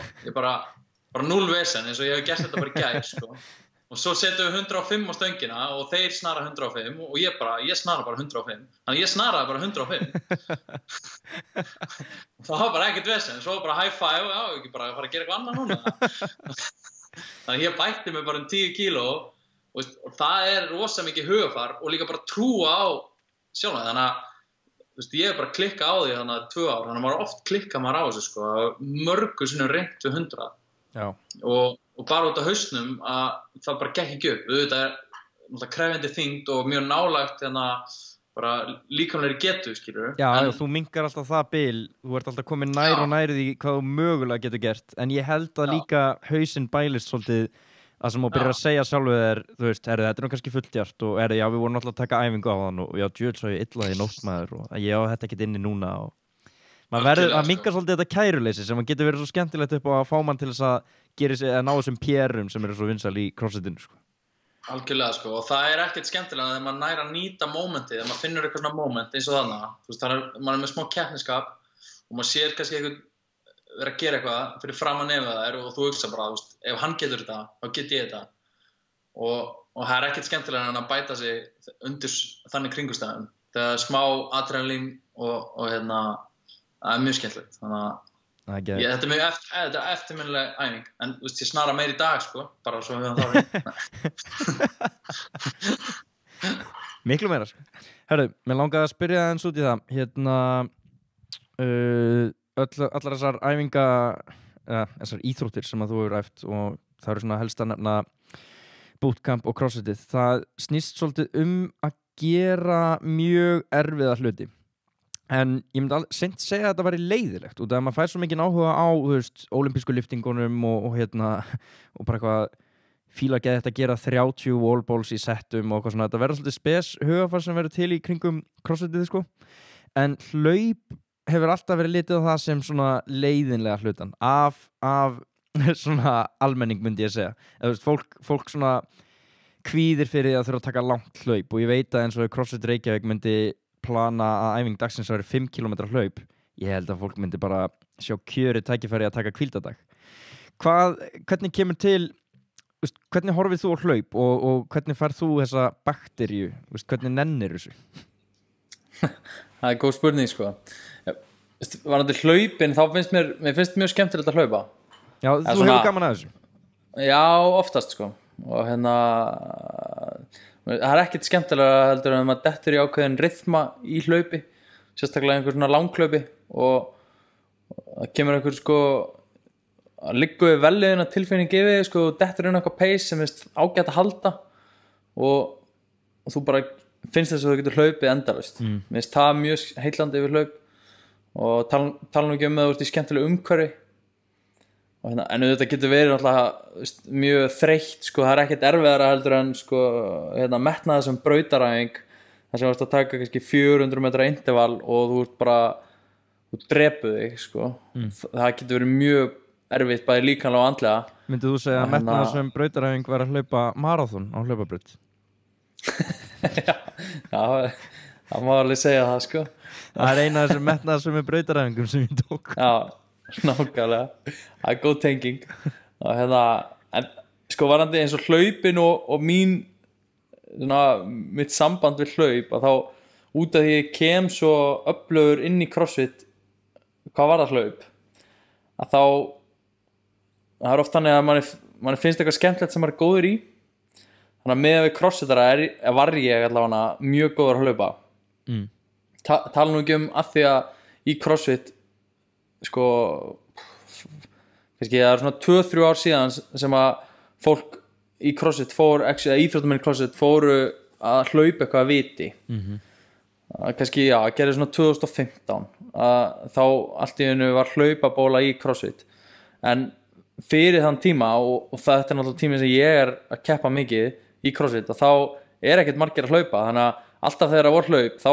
var ég bara fremstur svona þá varst þú, hvað segirðu? Og þá það náttúrulega þá ég eiginlega bara fremstur Já, meinar, það kemur svolítið óvart út af að þú ert alveg sterkur og svona mikill gæi sko, eins og með 130 kg í bekk og þess að það sko Já, það ekki fyrir það Nei, ég meina það ekki það kæmi mér á óvart og hefði ekki vitað ég bara að fá þessar hlaupasögur til að nýlega ég hefði hugsað ef við varum að gera vot saman og það kæmi hlaup þá væri ég bara svona loksins og einhvern sjens að taka atta þetta væri þrösterar á hlaup eða eitthvað svoleiðis út af að ég svona alltaf verið léttari og fót lengri þannig að ég hefði giskað að ég myndi taka þið þar en ég svona smá áhyggjur af þessu núna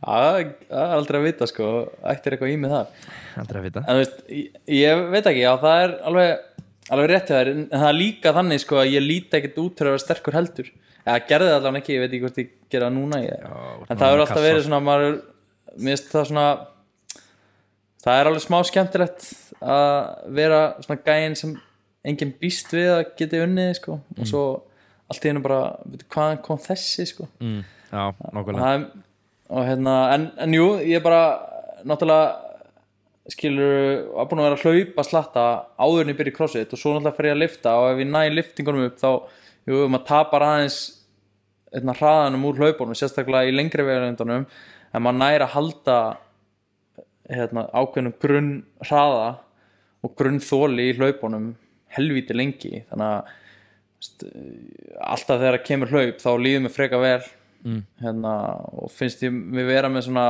smá upper hand bara út af reynslu en svo kemur líka alveg fyrir að maður bara alveg skólaður í hlaupum sko. Ég svona fyrir mitt leiti þá fannst mér svona fara út að hlaupa þetta var svona meira bara eitthvað CrossFit stöðin var lokuð sko og á sunnudegi og mann langaði að ná einn æfingu og þá kannski fór maður út að hlaupa en það voru þessar tölur sem að maður fekk eftir hvert einasta hlaup og svona ákveðin viðmið svona, herðu já, það geggjað að hlaupa 5 km undir 20 mínútum og það geggjað að geta farið 12 km á haldi paceinu 4:10 eða eitthvað svoleiðis og þegar þú færð svona results eftir hverja einustu æfingu þar sem að þú færð pace fyrir hvern einasta kilometra og þú færð upphækkunina og allt svoleiðis þá sá maður svo margar leiðir til þess að bæta sig og svona mörg áhugaverð svona insights inn í æfinguna sem að þú gerðir enga grein fyrir að væri að monitora þannig ég var svolítið háður því bara að reyna að ná herra peysi og að sjálfsögðu einhverju svona múrar eins og þú ert að tala með að hlaupa maraþonu undir 3 eða eitthvað svoleiðis það svona einhver markmið sem maður getur stemt að og það maður veit að allir aðrir að stefna þeim líka Algjörlega, það alveg bara annað vinkill á hlaupum og margir sem taka alla leið sko, það eru þvílíkt nördalegir á þennan hluta hlaupana sko. Þeir vita allt pace og geta reikna bara fram í tíman alveg bara úti bara í óendanlega sem bara taking it too far sko.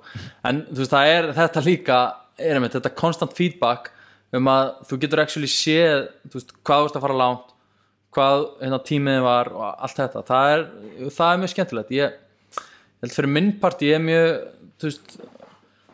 mjög einfaldur þegar það kemur að þessu mér finnst oft bara fínt að vera ekkert að pæla í þessu heldur bara gera mitt besta sko. en þetta náttúrulega ákveðin það kannast líka allir við sem hafa verið á róðravél þú sér alltaf hraðan fyrir fram að þig sko. og það ekkert morknara en að sjá paceið aðeins hægast þegar þú ert orðinn þreyttur sko.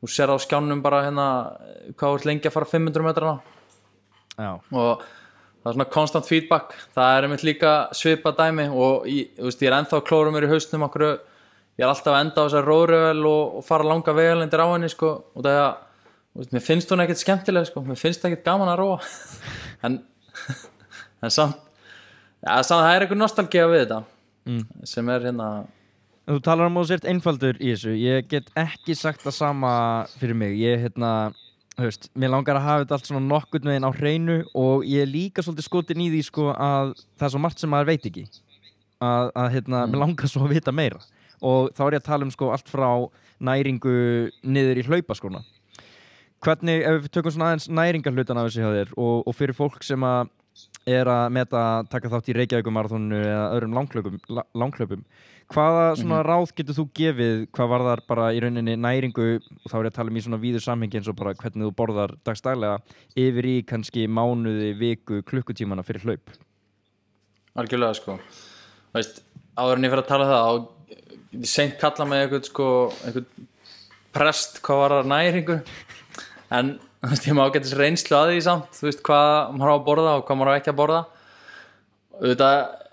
ég held að svona flesti geta verið sammála maður borðar alvöru mat skilur ekki of mikið gerfefnum og bætefnum og allt þetta er allt sko svona almennt séð við förum bara í stóra samhenginu það sé það sem er mikilvægt en ef við tölum bara fyrir hlaupin og sérstaklega svona miðan fyrir hlaup þá vil sé mikilvægt bæði að næra sig þannig að þú sért með orku á æfingum skilur og passir upp á vökvamagni í líkamanum menn átti að sjá því ef þeir eru allt í einu farin að bæta vissi einhverjum klukkutímum í æfingum á viku að þá þarf það að innbera meiri orku og meiri vökva og passa að líka bara á meðan á æfingu stendur að þau tök á því að vera með einhvers konar orku skilur í vökvaformi það getur verið bara vatn eða jafnvel einhver drykkur með kolvetnum og annað sko þannig að það er bara persónubundi en ég held að það sé mikilvægt og ef menn, svona bara einstæðisbundi ef menn kannski þurfa að taka af sér einhver kíló að þá þurfa þeir náttúrulega bara að gera það ef þeir vilja ná ákveðnum markmiðum síðan ef við förum að tala kannski ef einhver að fara í hálfmarathon eða marathon og segjum bara í hérna Reykjavíkumarathon í ágúst og svona í aðdraganda hlaupsins svona nokkrum dögum fyrir og alltaf viku fyrir hlaup að þá getur náttúrulega næring skipt miklu máli og ég held sérstaklega núna í seinni tíð það sé oftar sem að menn kannski klúðri hlutunum þar í staðan fyrir að þau myndu bara halda áfram að gera það sem þeir var að gera að það væri jafnvel betra skilur eins og þessi kolvetnishleðsla oft hún sko ofmetin og menn kannski að kolvetnislaða fyrir 10 km hlaup sem bara algjör óþarfi sko og því að þú klárar ekkert orkutankiðin fyrsta lagi fyrir eftir svona 90 mínútur og það ég sé ekki næringafræðingur sko en þú veist svona minni reynslu að þú veist að fara í eitthvað meira en kannski 2 tíma effort að þá bara algjör óþarfi að vera eitthvað kolvetnislaða viti sko þannig að þessi carb loading kolvetnisleðsla hún kemur aðeins inn ef þú ert að fara í kannski 3-4 tíma þá alveg mikilvægt að orkubúið sé klárt þú veist að þú sért búin að kolvetnishlaða þig af kolvetnum til að takast á við eitthvað svona lengri verkefni en það má samt ekki fara út í öfga heldur út af því að þá bara líkaminn að melta þá bara kerfið svolítið þungt þegar þú ert í actually í hlaupinu þannig að ég held að sko næring á meðan æfingu stendur og meðan keppni stendur að hún sé töluvert mikilvægari hendur til dæmis næringin skilur nokkrum dögum fyrir og hvernig myndur þú næra þig á meðan hlaupi stendur? Sko, ef við tökum bara segjum að við erum að fara að ræsa út hérna morgunin, einhvern morgun, 9 morgunin að þá mikilvægt að taka góðan morgumat helst 3 tímum eða meira fyrir ræs þannig að þú getur borðað vel ég til dæmis, þú veist, það getur verið ristabrauð með sultu eða havragrautur eða hvað sem fer vel í menn Já, ekki líka svolítið mikilvægt þarna að vera ekkert eitthvað að pröfa að fá sér havragraut allt í einu eða ristabrauð allt í einu eða þú ert ekki vanuð í deginum eða þess að bara nokkur klukkutímum fyrir hlaupið Algjörlega sko, það að taka eitthvað sem finnst þægilegt í magan en samt, svona svolítið saðsamt sko og hérna gefið þér orkuna, svona long term orku og svo bara kaffi og morgunskitan skilur þetta basic dót fyrir marathon hendi sér Imodium og bera krem á náran sko. Gerðir það? Já, ég gerði það einhvern tímann sko, ég hef alltaf ef ég fer yfir svona 3-4 tíma í lotu þá tek ég Imodium því að ég hljóp Laugaveginn 2009 og var á klóstinu fyrir hlaupið og hitti það lækni sem mjög góður hlaupari og virtur læknir og hann sagði við mig og gaf mér eina Imodium þá varstu búin að taka Imodium, sagði hann ég sagði, nei, hvað gerir það? Já, þá kúkar ekki á því í hlaupinu maður og ég sagði, já, það er nú gott og hann gaf mér eina svona og bara síðan þá hef ég alltaf tekið Imodium þess að kúki ekki á mig í hlaupinu sko. það ekki klikka hinga til sko, þannig að Ok, ég held að það sé bara best að taka eina svoleiðis frekar heldur en að taka sensin sko. Það bara þannig, það nefnilega málið sko. Það ekkert mjög vinsælt að vera að skýta á sig í hlaupum sko. En síðan fer þetta rosalega eftir skilur eins og keppninni eins og segjum að fara að hlaupa heilt marathon að þá liggum við þú vilt náttúrulega ekki vera með eitthvað fullt af hlaupagilum og orku á þér þannig að þú ert svolítið bara að reiða á hvað í boði og ég myndi segja almennt séð að menn eigi að vera duglegir að fyrirbyggja eitthvað krass skilur að þeir hrapi orkulega og að vera duglegir að næra sem meðan líður vel skilur þannig að fyrstu þú veist, eftir 5 km að þótt að þeir líði mjög vel og þeir finnst þess að þú þurfur ekki að fá eitt vasklas eða sopa af Powerade, whatever að taka samt sopan til að fyrirbyggja eitthvað krass þú veist, eftir 10 km eða 20, whatever út af því að þegar að segjum sem bara hlaupa 25-30 km og allt í hennu fyrir orkuleveli bara í 0 að þá eiginlega svolítið seint að bjarga sér sko. og þá getur verið bara erfitt að vinna sér tilbaka út frá því og það getur verið að því að þú kannski hljófst framhjá fyrstu 2 drykkjastöðunum að því að þú varst bara í goody feeling sko. Þannig að fyrirbyggja sko, eitthvað hrap þegar þú ert komin lengra í hlaupið með því að taka nægan vökva og stoppa á drykkjastöðunum. Ég er ekki að tala að stoppa og tala við fólki sem rétta í glösin sko, og spura hvað heiti. Það bara rétta, grípa í glasið og svo líka gott ráð að kremja glasið sko. Það alveg lykilatriði. Já, þetta oft svona, þetta ekki hardplöst glös, það eiga að vera svona glös sem þú færði í maraþonum oft svona sem þú getur bara kramið mjög auðvitað. Og ég held þetta sé að því að þegar þú kremur glasið þá minnkar sko opið sem þú færði vökvann. Ef þú tekur bara glas og ætlar að drekka úr því þá færðu svo mikið vökva út allt.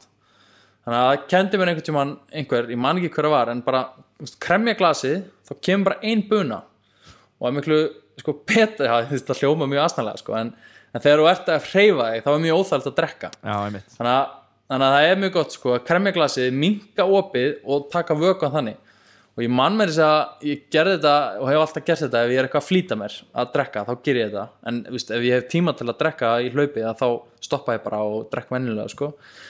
En þegar ég var í Berlín þá var ég náttúrulega að flýta mér og gerði þetta allan tíman, kramdi þetta glas og bara þvílík tækni sko. Og bara ég ekki frá því að þetta hefði skilað mér undir 3 tímum sko. Já, nákvæmlega, ég ýtti einhverjum 70 kilometra gaurum frá mér og tók eitthvað glas og kramdi það. En svo mann ég nefnilega því að það var ein drykkjastöð sem var eftir 41 kilometer og það var bara 1 kilometer eftir og ég hugsa bara ég bara skóplaði í mig, ég þarf ekki að kremja þetta glas, þannig ég bara byrja að drekka, fæ vatn inn nefi líka, því að bara greinilega þetta var svo góð tækni hjá mér skilur að ég var ekki vanur að fá svona mikið vökva, þannig ég bara drakk venjulega og vökvinn kom bara yfir mig og ég einhvern veginn svona öndunin svona smá í rugl og fæ hlaupasting. Nei. Þannig að síðasta kílómetrin í Berlín þá ég með bara ógeðslegan hlaupasting og og mjög fyndið því að þú getur skoðað svona vídeo upptökur eftir á og þú skoðar, þú veist, þegar ég kem mark þá ég svona búin að beygja með þess fram sko, að hlaupa svona svo bara leið og ég kem með mark og bara þú veist það ég var bara það helviti vont að fá hlaupasting í þessu. Ég mjög gjarn á það, ég veit ekkert hvernig ég á að díla við þetta. Þetta bara oftast sko þá segir fólki bara hægðu aðeins á þér, taktu 5 djúpar andanir, veist, út og inn og ýttu svona létt á hlaupastingin. Það hefur oft virkað. Okay. Hægðu aðeins á sér. Mér finnst það að vera svona smá alltaf afleiðing að því að maður missir einhvern takt ef maður er að anda þegar maður stígur í vinstri og jari. Mér finnst einhvern veginn þegar að maður svona dettur úr rytmanum og þá allt í hennu byrjar að vera svona stingurinn hægt og rólega að koma að manni sko. Ég veit sko, það alveg rétt. Þarna allir með þessu atviki sko, þá hafði ég engan tíma að vera eitthvað hægja á mér og taka andan sko. Þannig að ég hugsaði bara, það bara kílómeter, þú verður bara með hlaupasting út þetta maraþon. Svo endaði maður bara að vera eins og kripplingur sko, að hlaupa. Annarkvæmt eins og kripplingur eða líður yfir mig. Já, það eitthvað svoleiðis sko. Herðu, segjum mér aðeins með búnað þess aftar. Ertu einhver svona hlaupaskó preference maður? Gerður einhver drastiska rannsóknir á því fyrir þín hlaup eða var það bara eitthvað svona, sem var til í skápnum?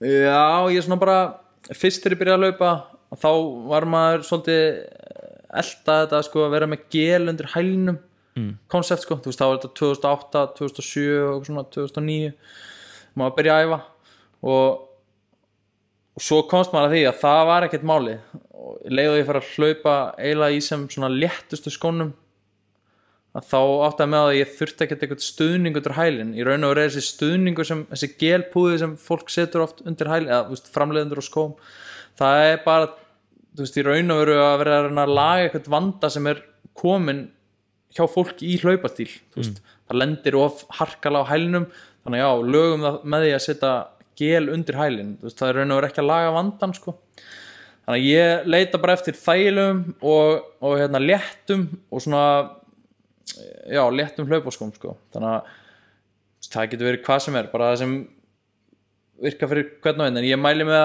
að frekar að menn eitthvað að spá í þú veist að réttur hlaupa sko, þú veist gera það verkum að þið líði vel í hnjánum, það alveg frekar hlaupa stíllinn sko, þú veist, hvernig ertu að lenda ertu að lenda harkal á hælnum alltaf og síðan að rúlla yfir á tábergi eða ertu frekar léttur á fæti og allt þetta sko Hvernig getur maður lagað þetta hjá sér og hvað getur þú sagt okkur þetta? Já, það alveg kannski meira að segja endilega fyrir einhvern sem hefur ekkert vita á þessu að bara googla sig í gegnum þetta en þú veist, ég til dæmis skoða aðeins að kallast running pose held ég, pose running methodology, einhver rússi sem með einhver svaka hugmyndafræði sem frekar vinsæl ég ætla ekki að segja að ég sé einhver fullkomin hlaupastíls með fullkomin hlaupastíl en ég svona tók nokkur heilræði frá honum og það lagaði strax hvernig ég hljóp og aðalega var það bara lifta í staðan fyrir að spyrna þannig að alltaf þegar ég lifti þegar löppi mín fer frá jörðinni að þá lifti ég hugsa ég að lifta löppin í staðan fyrir að spyrna og þegar maður spyrnir þá notar maður oft kálvan og mikið og síðan halla sér svona örlítið fram þannig að þú ert að nota þyngdaraflið skilur í að taka næsta skrefi og svo hugsa maður svolítið líka að vera ekki alltaf að þú sér fólk hlaupa á hausina með svona fara upp og niður það er raun og veru bara orka sem er ekkert að nýtast þeim og því að þú fer bara upp og niður og þú ert að reyna að fara áfram sko. Og ég myndi mæla með að fólk er eitthvað mikið áhuga á þessu að fyrsta lagi bara skoða veraldaveginn og svo tala við einhverja hlaupaþjálfara eða einhvern sem hefur actually vita á þessu og fá það til að þú veist, greina stílinn þegar þú ert actually að hlaupa á því að það er mikilvægt að fyrir þjálfara að sjá hvernig einhver hleypur og gefa þeim einhverja þjálfun veist, á staðnum Eitthvað feedback á hvern og einn Já, nákvæmlega Hvað, sko, þú byrjar að hlaupa marathon á 3:40 eitthvað svo leis Hvernig skafa maður af 40 mínútur af marathontímanum sinum? Hvað þarf maður að gera? Sko, á þess að flækja eitthvað of mikið og þarf náttúrulega grunnhraðin hann þarf að bætast skilur, þú þarf að fara á 3:40 í 3 tímum og það getur verið náttúrulega svona einstælis með hvað hver og einn á svona inni skilur getur verið að þessi sem er allt í enn á 3:40 kannski búin að vera að hlaupa í 10 ár og það er kannski erfiðara fyrir hann að ná undir 3 af því að hann á kannski ekki eins mikið inni bara eins og saman liftingarnar ef einhver er búin að lifta í 3 mánuði og snarar 100 kílóum þá á hann örugglega eitthvað inni í staðan fyrir einhver sem er búin að snara í 10 ár sko. En hann þarf að vinna þá ég myndi ég byrja að vinna í hraðanum þú veist, hvað er hann snöggur að hlaupa til dæmis 1 kilometer, 5 kilometra þessar styttri vegalengdir og bæta hennan grunnhraða það getur náttúrulega tekið kannski einhverja mánuði og vinnu í svona brautaræfingum og svona styttri lotuæfingum síðan þegar hraðin er komin þá snýst þetta bara að halda hraðanum í ákveðin tíma þú veist, þannig að á þess að vera flækjast eitthvað rosa mikið þá bara, ok, hann er bara nógu hraður en getur hann haldið þú veist þessum hraða í einhvern ákveðin tíma og þegar ég er að meina einhver sé nógu hraður segjum að hann ætla að halda þú veist, 4:14 pace í heilt marathon að þá er hann náttúrulega ekkert sko veist, það þýðir að hann þarf kannski að hlaupa 1 kilometer á veist, 2:50 eða eitthvað skilur veist. Ég er ekki að tala að það sé nóg að hlaupa bara þitt marathon pace alltaf og svo bara halda því út en þú þarf náttúrulega að vera tölvöld hraðar en það í svona styttri vegalengdum þannig að ég myndi mæla með að veist, hlaupa hratt og síðan bara að vinna í að sjá hversu langt þú getur farið 10 kilometra og haldið svona þessu viðmiðuna pace að því að það eru alls konar reiknivélar eins og vorum að tala áðan að það er þetta að reikna ýmislegt út í hlaupum og það er þetta að reikna skilur að þú hleypir 5 km á ákveðnum hraða hvað þú ert sirka lengi að hlaupa marathon þannig að í raun og veru ég er að meina það sko að einhver sem næri þessu viðmið fyrir 5 km að hann nær þú veist þessu 3 tíma múr líka fyrir marathoni þú veist þannig að Við erum búin að tala svolítið hvernig maður á að mótivera sig til þess að hvernig sniðugt að hugsa á meðan erfiður hlaupi stendur en hvernig það með æfingar? Varst þú alltaf bara mótiveraður í að skella þar á brautina og taka 5 sinnum 1 kílómeter eða hvernig þetta svona æfingaferli lítur út í hausnum á þér? Já, veist, góð spurning sko. Ég hef alltaf verið frekar metnaðarsamur og sjaldan þurft einhvern veginn að draga mig á æfingar. Ég bara blessunlega sko að þá hef ég frekar verið gæinn sem er að reyna að draga einhver aðra á æfingu og það hefur samt þú veist, auðvitað er það bara fyrir til tímabilum og fyrir til hvað ég er að gera þú veist, hvort maður sé með actually metna þú veist fyrir að taka fullt af æfingum og alls konar en oftast er ég með metnaði sem ég metnaði fyrir því sem ég er að gera og þau markmið sem að skipta mig máli að þá einhvern veginn hugsa ég bara ég ætla að gera hvað sem er til að ná þessu og þá er einhvern veginn að mæta á æfingu á hlaupabraut þótt að sé snjór og whatever þá er það bara partur af því að ná þessu stóra markmiði og þá einhvern veginn sé ég þetta ekki sem neinu vandræði sko. Ég bara mæti mig og ég er bara þakkláttur fyrir að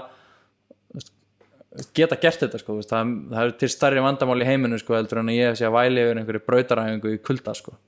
En það að þú sittir svona markmið sem er svolítið djarft eins og það að hlaupa maraþon undir 3 tímum og þú byrjar æfingaferlið og þú veist og þú er kannski hálfnaður komin nokkra mánuði inn í það og nokkra mánuðir hlaup og það læðist að þessu rödd að bara þú ert ekki gerður til þess að hlaupa 3:20 og þú ert bara búin að taka of margar hnébiður í lífinu til þess að vera að hlaupa svona langt. Hvernig dílar við svoleiðis mótlæti af eigin hálfu? Já,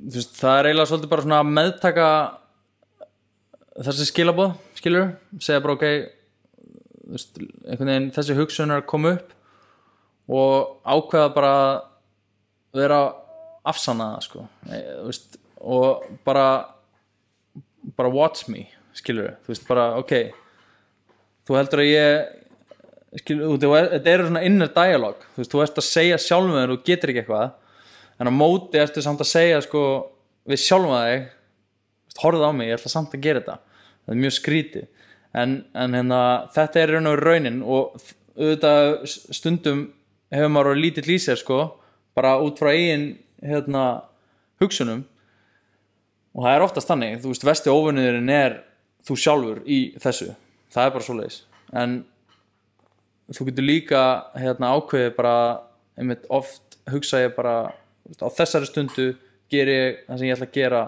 til þess að ná þessu markmiði eftir 3 mánuði. Ég ætla ekki að hugsa næstu 3 mánuði, ég ætla ekki að hugsa hlaupi sjálft eða hvað sem markmiðið er, heldur ég bara hvað ætla ég að gera ákvarðat núna til að ná markmiðinu þá. Og þá oft er þetta bara einfalt, þá er þetta bara það er bara að reima skóna og fara út, eða það er bara fá sér ekki franskar heldur en whatever sko. Þannig að það er sniðugt. Þú hljópst þú veist að tala um á hana og hljópst svona 2 í viku. Hélstu því alveg bara í heilum maraþon undirbúningi? Þú varst ekki að hlaupa oftar en 2 í viku? Já, svona alla jafna 2 í viku. Það var ekkert meira en það. Það var kannski svona 3 mánuðum fyrir fór ég að bæta 3. æfingun inn. En ég var náttúrulega ég var að hlaupa 2 í viku en ég var kannski að æfa 7 sinnum í viku. Hvað varst að æfa utan hlaupana? Það var aðalega svona styrtar æfingar, þú veist, eins og bootcamp, mikið endurtekningum, uppbyggingar, arbegur og náttúrulega einhver svona styrtri hlaup.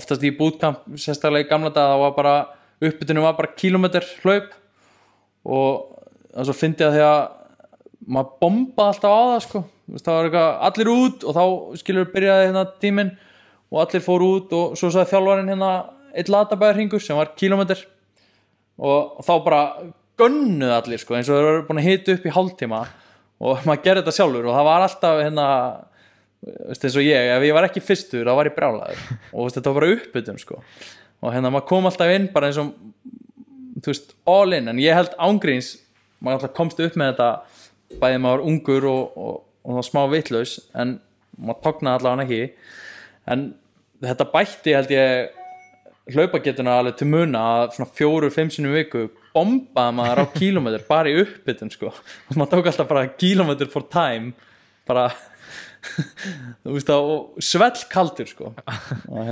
Getum við aðeins svo farið kannski- það og þegar þú ert að tala öll þessi allar svona svolítið klikkuðu áskorunir sem þú ert að sækjast í. Ertu ekkert að meiða þig og hvernig dílar við meiðslu og hvernig viðheldur þér? Já, ég hef verið ótrúlega heppinn allan að framan af, maður gætt gert allan fjandann og ég fann ekki til fyrir neinu sko og þetta maður lenti óöpum og okkur svona smáælu meiðslum og þá þarf maður bara að passa sig á því og þetta, eins og fyrir mig, ég hef lært svona, farið lengri leið en að ég læra oft út af því að maður kannski finnur eitthvað til í segjum bara hnénu og maður heldur bara áfram að hjakkast á því sko þangað til að það verður alvöru vandamál, það getur náttúrulega verið slæmt þannig að maður hefur lært svona í seinni tíð að ég ætla ekki að segja að ég sé fullkomin í því en samt betur en ég var ef maður finnur eitthvað til og þá finnur maður bara eitthvað aðra æfingar sem maður getur gert þangað til að maður veit að maður getur farið að reyna á hnéð aftur eða hvað sem það er sko en ég hef svona almennt verið mjög heppinn, ég lenti reyndar hljóp fór svo kallan Ultra Beast síðasta sumar, það er svona Spartan Race hindrunhlaup og það var 12 tíma hlaup og þetta var mjög skemmtilegt hlaup, við vorum í frönsku Ölpunum og alls konar hindranir, það voru 60 hindranir og 3000 metra hækkun og maður bera steina, keðjur, fara í ár, hoppa í fossa og það var geggjað sko og svo förum við raun og veru tvisvar upp á sama fjall svona mikil hækkun og í seinna skipti sem ég að fara niður fjallið, þetta var eftir eitthvað 10 tíma þá var margir búin að fara í gegnum brautina og svona smá rigning þannig að þetta var svolítið drullugt og veitir hvernig þegar maður þú veist að fara niður fjall og þá oft svona S-stígarnir kom í S skilur, þú veist það ekki bara beinleið niður og ég náttúrulega bara fylgi stígnum og renn svo allt í hennu þetta bara raskati og þetta frekar bratt þannig að ég bara renna og geta eiginlega ekki stjórna mér bara shit og þá fyrsta sem ég hugsa ég sé bara stíg kannski 4 metrum fyrir neðan mig og ég ætla bara að fóta mig þar ætla ég bara að planta löpunum og stoppa rennslið af því ég bara renni í drullu á raskatinu og ætla búin að vera að hreyfa mig ykkur 10 tíma þannig að ég var ekkert sá ferskasti í skroknum sko og síðan setja ég lappina niður og þá kræki ég raun og veru hægri löpina á stórum hnullung stein sem var bara alveg pikkfastur og snýja mér öklan þannig að ég heyri bara svona skemmtilegt bara brak sko og ég hugsa bara shit og hélt fyrst ég var ekki viss bara hvort að löppin væri svona danglandi eða hvort hún væri bara solid steig hann og sá að það var ennþá allt í gúti sko þannig en náttúrulega sársöki en adrenalíni náttúrulega á öðru leveli þegar maður í svona dóti sko þannig ég held áfram að skokka og klára hlaupið og var ekkert verri í hlaupinu og svona haltraði samt smá þetta var þannig geggja hlaup og svo ég segi það nú alveg örugglega að ég myndi alveg mæla með að fara í þetta hlaup en eftir á þá þurfti ég að fara í aðgerð á öklanum eftir myndatöku og annað veist, og eða fór í aðgerð og maður svona deilu það hvort hann hafi verið nauðsynleg en þá á þeim tímpúti sem ég ákvað að fara í aðgerðina þá hélt ég að hún væri nauðsynleg og núna hefur verið svona smá tíma að ná mér eftir það en veist, ég hef samt alveg verið þú veist að gera aðra hluti sem kannski reyni ekki beint á þennan ökla en það hefur verið svona helstu meiðsli mín og eina aðgerðin sem ég þurfti að fara í en það var náttúrulega bara þetta pure óhapp þetta var ekki skilur of álag á öklan þú veist þetta var bara ég datt og sneri löppina veist, bara svo ég hef lent í bílslýsi eða whatever sko.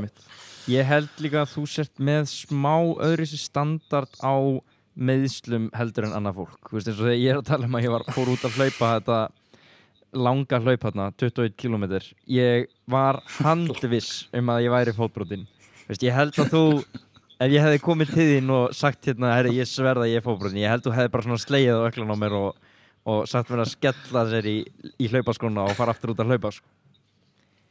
Já, ég meina, veist það hefur kannski ekki verið mikil samkennd. Nei, ég heyrði einu sinni, ég heyrði sögu af því að þú verður að meta hversu miklar ígjur eru í gangi þarna og hvort þetta gerðist yfir höfuð, en að þú hafi farið upp í bústað að læra með félögðinum og að þið hafi verið í dauða þögn að skrifa eitthvað ritgerð eða leysa eitthvað verkefni og þú hendir síðan spurningunni í einn félagaðinn hvað hann geti gert margar arbur og hann eitthvað svona að skrifa verkefni sitt eitthvað, ég kannski 40 og það svona kemur svona smá þögn og ég held að ég geti gert 400, segir þú og sagan segir að þú hafir endað að gera 503 arbeigur fyrir framan hann. Þetta passar sko Það einhver svona sjálfspíningar kvöt í þér. Þú veist, það myndi einhvern langa að gera þetta. Það engin ástæða heldur til þess að gera þetta. Þetta góð pæling sko. Eins og með þetta tilfelli sko, þá var ég náttúrulega búin að vera að gera fullt arbeigum bootcamp, þannig ég var í ágætis svona arbeigu formið sko en ég hef aldrei prófað einhvern veginn bara taka eins margar arbeigur og hægt og bara ekki stoppa fyrir þú actually getur ekki tekið arbeig og reglan var í raun og veru að það var bara við dæmdum bara ég þurfti að fara í dýft og þurfti að rétta úr en ég mátti lyfta sko annari hendinni til að hrista hendina and that's it og svo bara hélt ég áfram og ég held ég að vera ég var alveg 40 mínútur með arbeigina sko ég var í 40 mínútur bara að reyna og ég tók sko ein arbeig í svona örugglega 150 arbeigur en bara út af því ég gat allt einu viðbót þá hélt ég bara áfram sko það var mjög þannig að það enda alveg í hellingsarbeigum sko ég man ekki hvað var og þannig lendir maður í því sama í hlaupunum að þú ert kannski búinn með eins og þú varst að tala með þess að 32 km og 10 eftir og þú ert alveg orðin vel súr í löpunum og það er svolítið svona eins og lappirnar séu bara að hreyfast og þú ert ekki að gera neitt í því og þú veist, það kemur þessu hugsun bara, herðu, akkur ekki hætta en þú getur samt tekið þetta eina skref í viðbót eitthvað svona að lokum, eitthvað svona advice frá þér fyrir bara fólk sem ákveður að fara út að hlaupa núna í kjölfarið og undirbúið sér fyrir þessi hlaup það mun lenda á einhverjum þröskuldi í þessum lönguhlaupum, hvort sem er líka betur eða verð og ef það lenda ekki á honum þá er það að gera eitthvað vitlaust hvað á maður að gera þegar maður er komin þegar bara kemur upp þessi tilfinning bara, herru, nú er komin tíma á að hætta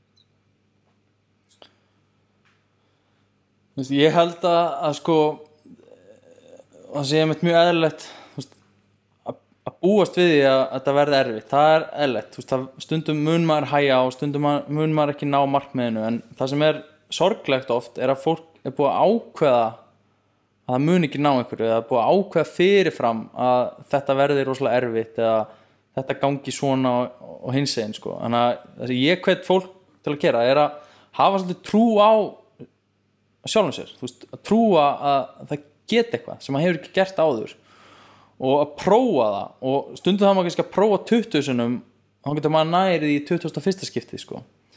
En hugmyndin er samt og kjarni málsins er samt að þú prófar það í staðan fyrir að vera búin að fyrirfram ákveða að þú getur ekki eitthvað mér finnst ekkert leiðilega að heyra þegar fólk sko segir eitthvað að það geti ekki eitthvað sem er raun og veru alveg raunhæft að það nái og ég hvet bara fólk að trúa sjálfum sig og það geti miklu meira en það heldur og þessi markmið sem auðvitað er náttúrulega ákveðin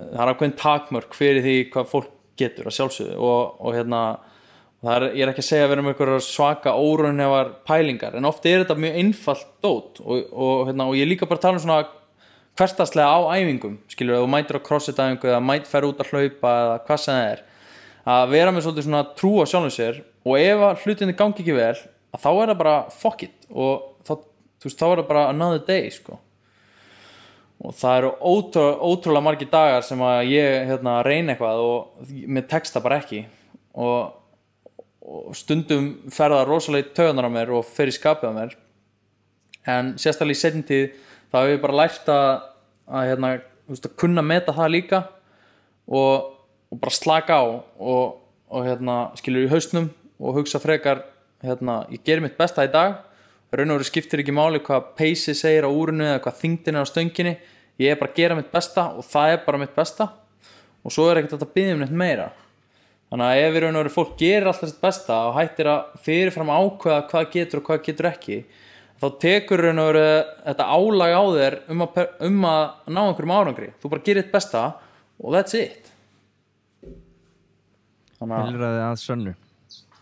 Eitt alveg í blálókin, ég veit að það reyndar þekkist, þannig að kannski breytir aðeins sjónarhorninu, en ef að þú verður að fara að hlaupa maraþon aftur, býst við að þú sért ekki búin að hlaupa þetta síðasta, og þú fengir að henda einni spurningu á hraðasta Íslending í sögunni, Kára Stein. Hvað myndirðu reyna að fá upp úr honum til þess að standa þig betur í þínu næsta maraþoni? Ég myndi vel að spyrja hann ef hann ætti að draga nefna eitt atriði sem hefur komið í veg fyrir að ná í markmiðinu sínu.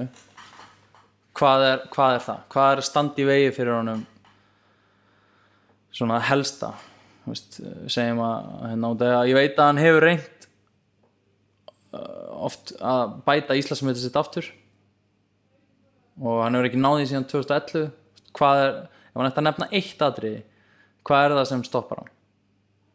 Mjög gott, ánægður með þetta. Helviti gott! Arnar Sigurðsson. Ekki bara bingo það? Í beinni útsendingu frá Luxemburg. Takk fyrir mig. Já, sömuleiðis, kallar mig. Kóngurinn, herðu, það er bara slökkt á GoPro-ni og bara allir heim, sko. Ok, mjög gott. Djöfull er ánægður með þig.